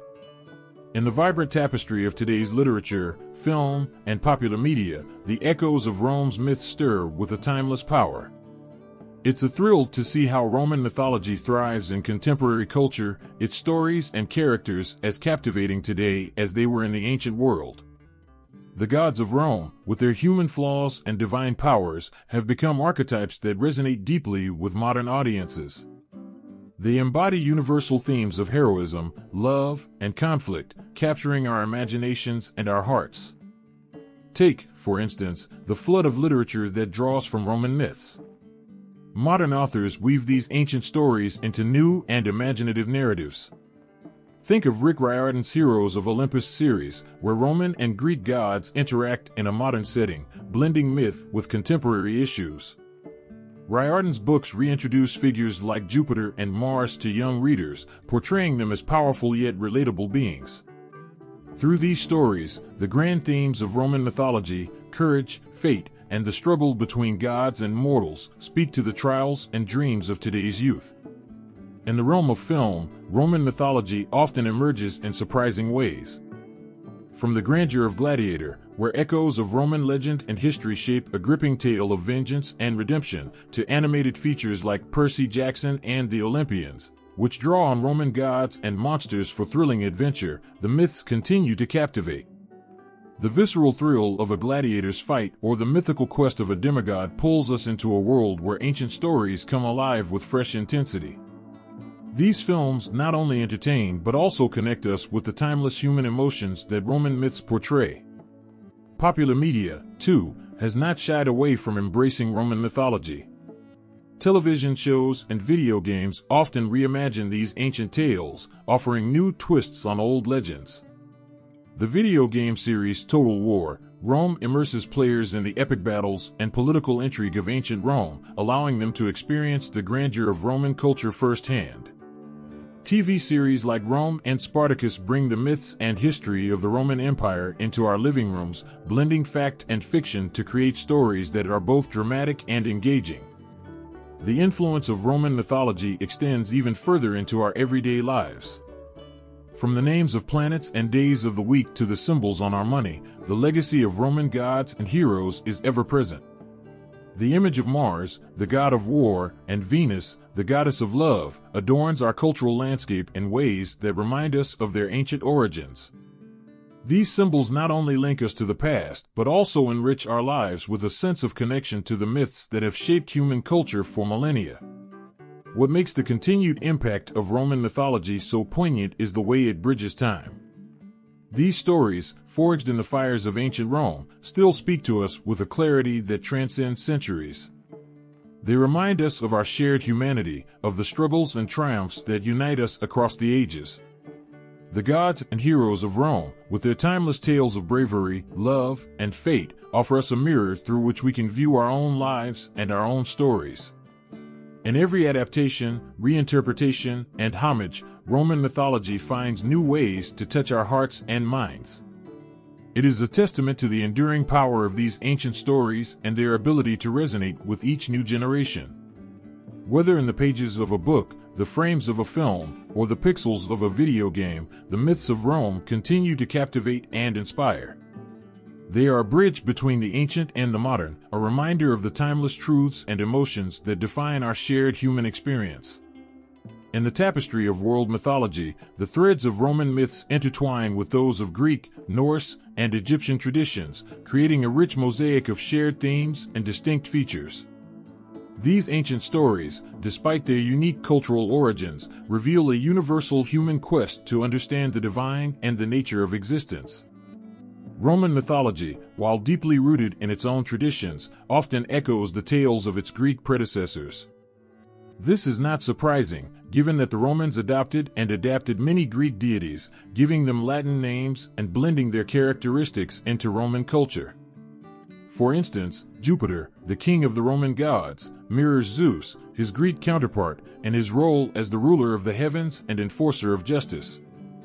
Both gods wield thunderbolts and preside over a pantheon of deities who influence every aspect of mortal life.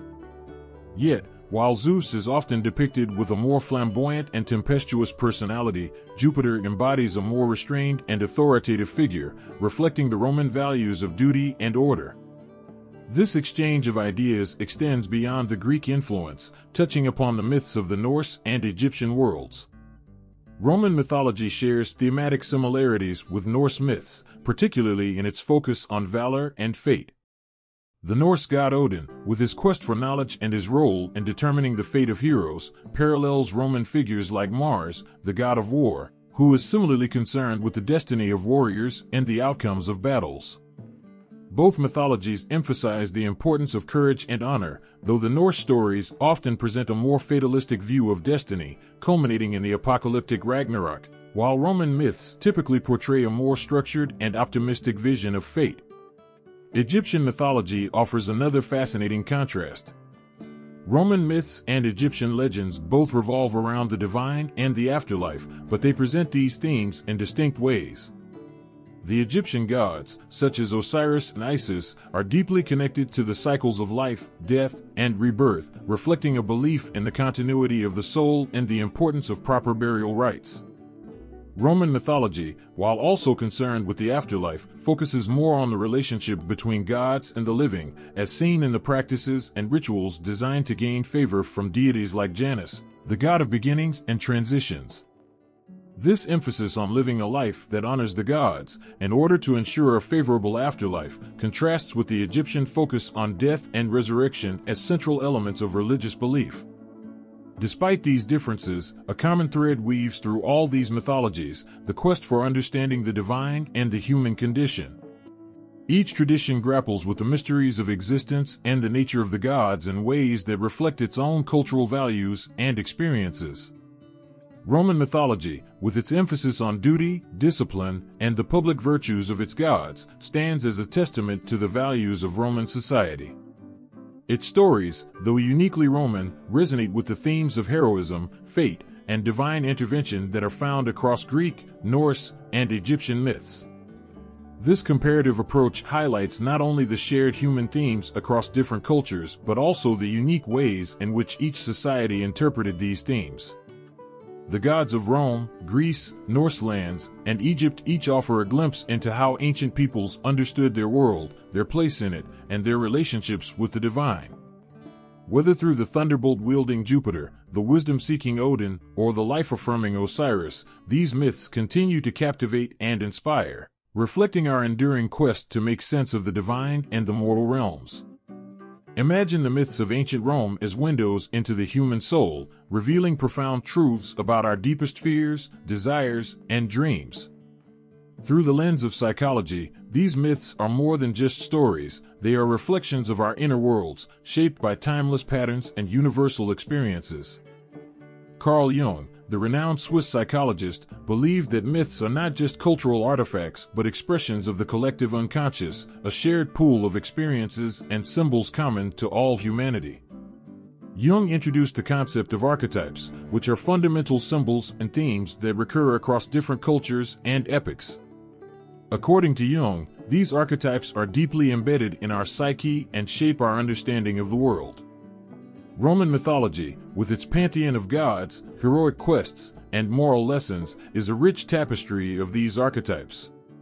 Take the figure of Aeneas, the Trojan hero who journeys from the ruins of his fallen city to lay the foundations of Rome. In Jungian terms, Aeneas represents the archetype of the hero, someone who embarks on a transformative journey, faces trials, and ultimately emerges changed. This hero's journey is a universal pattern found in many myths and stories across cultures. The hero's journey is not just a plot device, but a reflection of our inner struggles and aspirations. Aeneas's quest symbolizes the human drive to overcome adversity, fulfill a destiny, and build something lasting from the ashes of destruction. Joseph Campbell, an influential scholar of comparative mythology, expanded on Jung's ideas with his concept of the hero's journey, a narrative framework that appears in countless myths and legends. Campbell outlined a pattern where a hero leaves their ordinary world, faces a series of challenges, and returns transformed. Roman myths like those of Romulus and Remus or Hercules align with Campbell's framework. Romulus and Remus's story, for instance, begins with their humble beginnings, includes their struggles for survival, and culminates in the founding of Rome, a new beginning for their world.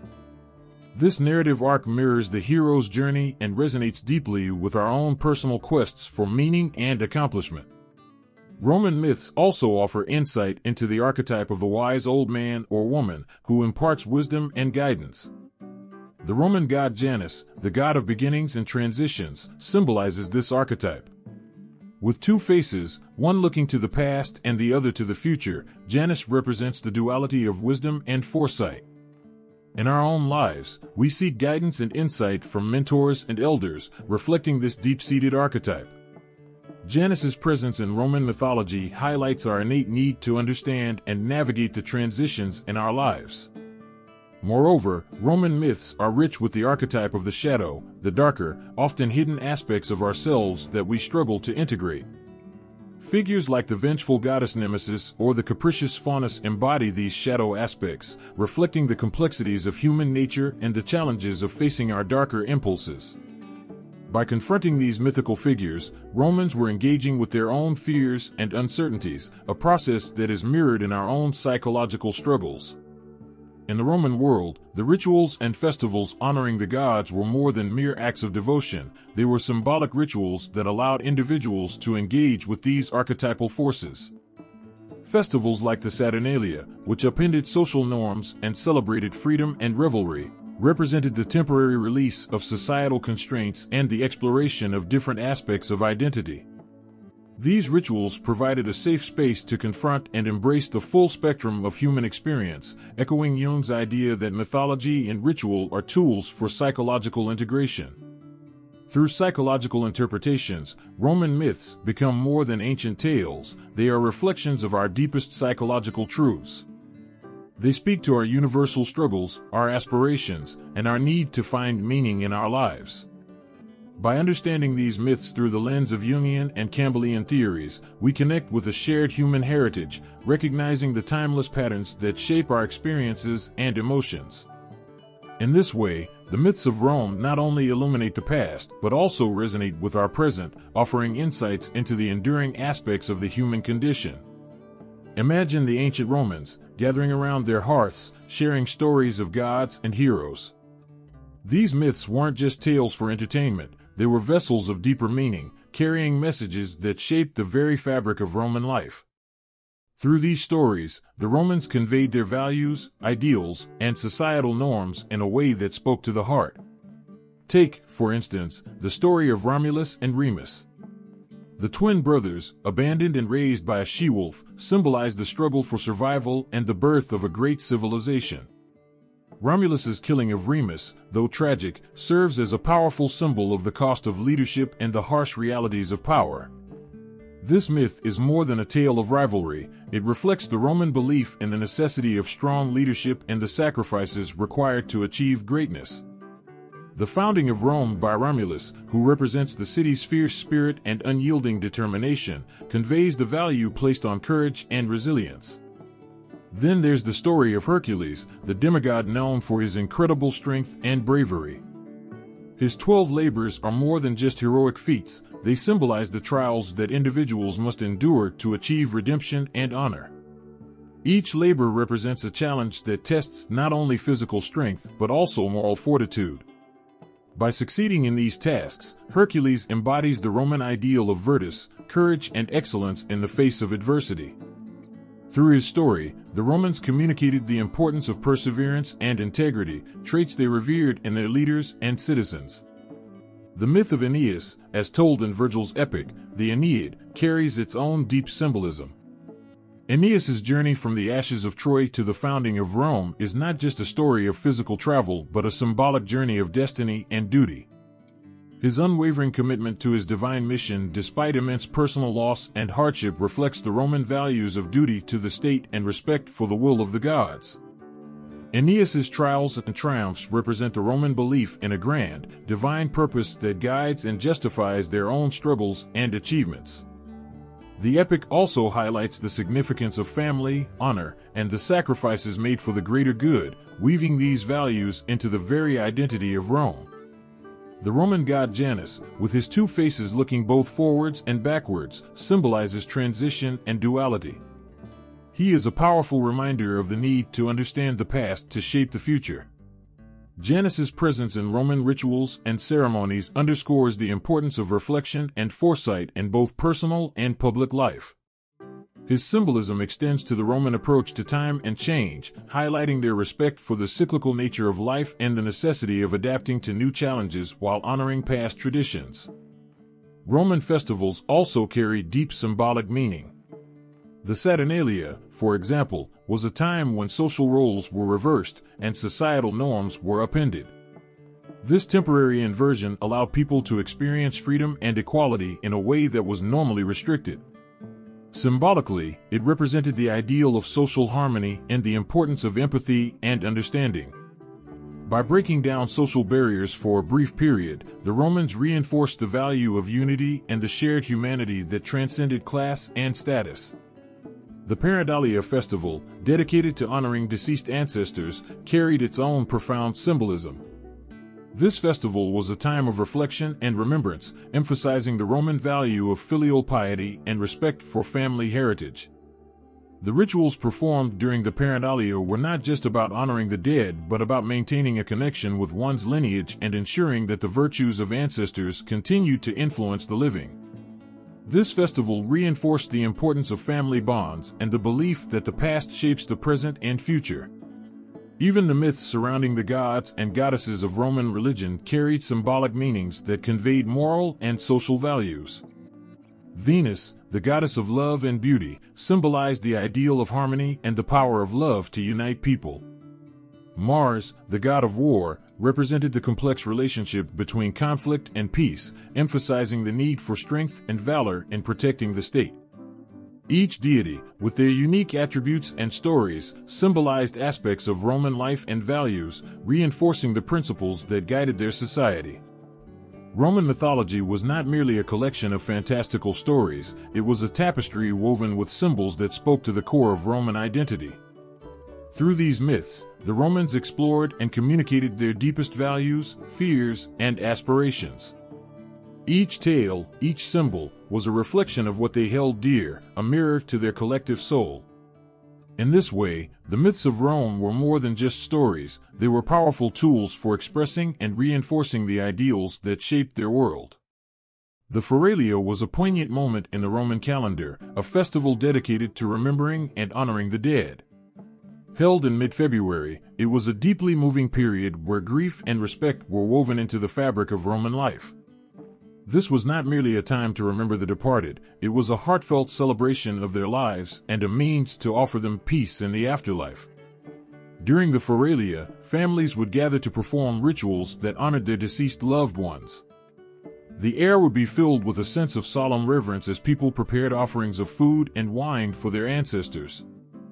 These offerings were not just symbolic, they were acts of love and remembrance, intended to sustain the spirits of the dead in their next world. The Romans believed that by providing these offerings, they could ensure that their loved ones were well cared for and that their spirits could rest in peace. The festival itself was marked by a series of somber rituals. Families would visit the graves of their ancestors, bringing with them garlands of flowers and small tokens of remembrance. These visits were not quick or casual, they were moments of reflection and connection. As the mourners stood by the graves, they would speak to the spirits, sharing stories and memories, reaffirming their bonds and expressing their ongoing love. This practice transformed the act of mourning into a profound expression of familial devotion, turning graves into sacred spaces where the living and the dead could meet and remember together. In Roman homes, the Feralia was a time of quiet respect. Altars would be adorned with the offerings made for the spirits, and families would gather to perform the rituals prescribed by tradition. The atmosphere was filled with a hushed reverence, as each act of remembrance was a way to bridge the gap between the living and the deceased. The solemnity of these rituals emphasized the importance of honoring the past and acknowledging the debt owed to those who had come before. The rituals of the Feralia were deeply intertwined with the Roman concept of pietas, a term that encapsulated duty, respect, and devotion. By honoring their ancestors, the Romans were not only paying their respects, but also reinforcing their own moral and social values. The act of remembering was seen as a moral obligation, a way to ensure that the virtues of the past were not forgotten and that the connection between generations remained strong. As the festival drew to a close, the final ceremonies were performed with a mix of melancholy and hope. The remnants of the offerings were often left at the graves, and the mourners would gather for a final ritual, affirming their gratitude and respect. This closing act was not just a farewell, it was a promise to continue remembering and honoring their ancestors, ensuring that their legacy would live on through the generations. The Feralia was more than a mere festival, it was a deeply emotional and spiritually significant time for the Romans. It was a period that allowed them to express their grief, honor their ancestors, and strengthen their family bonds.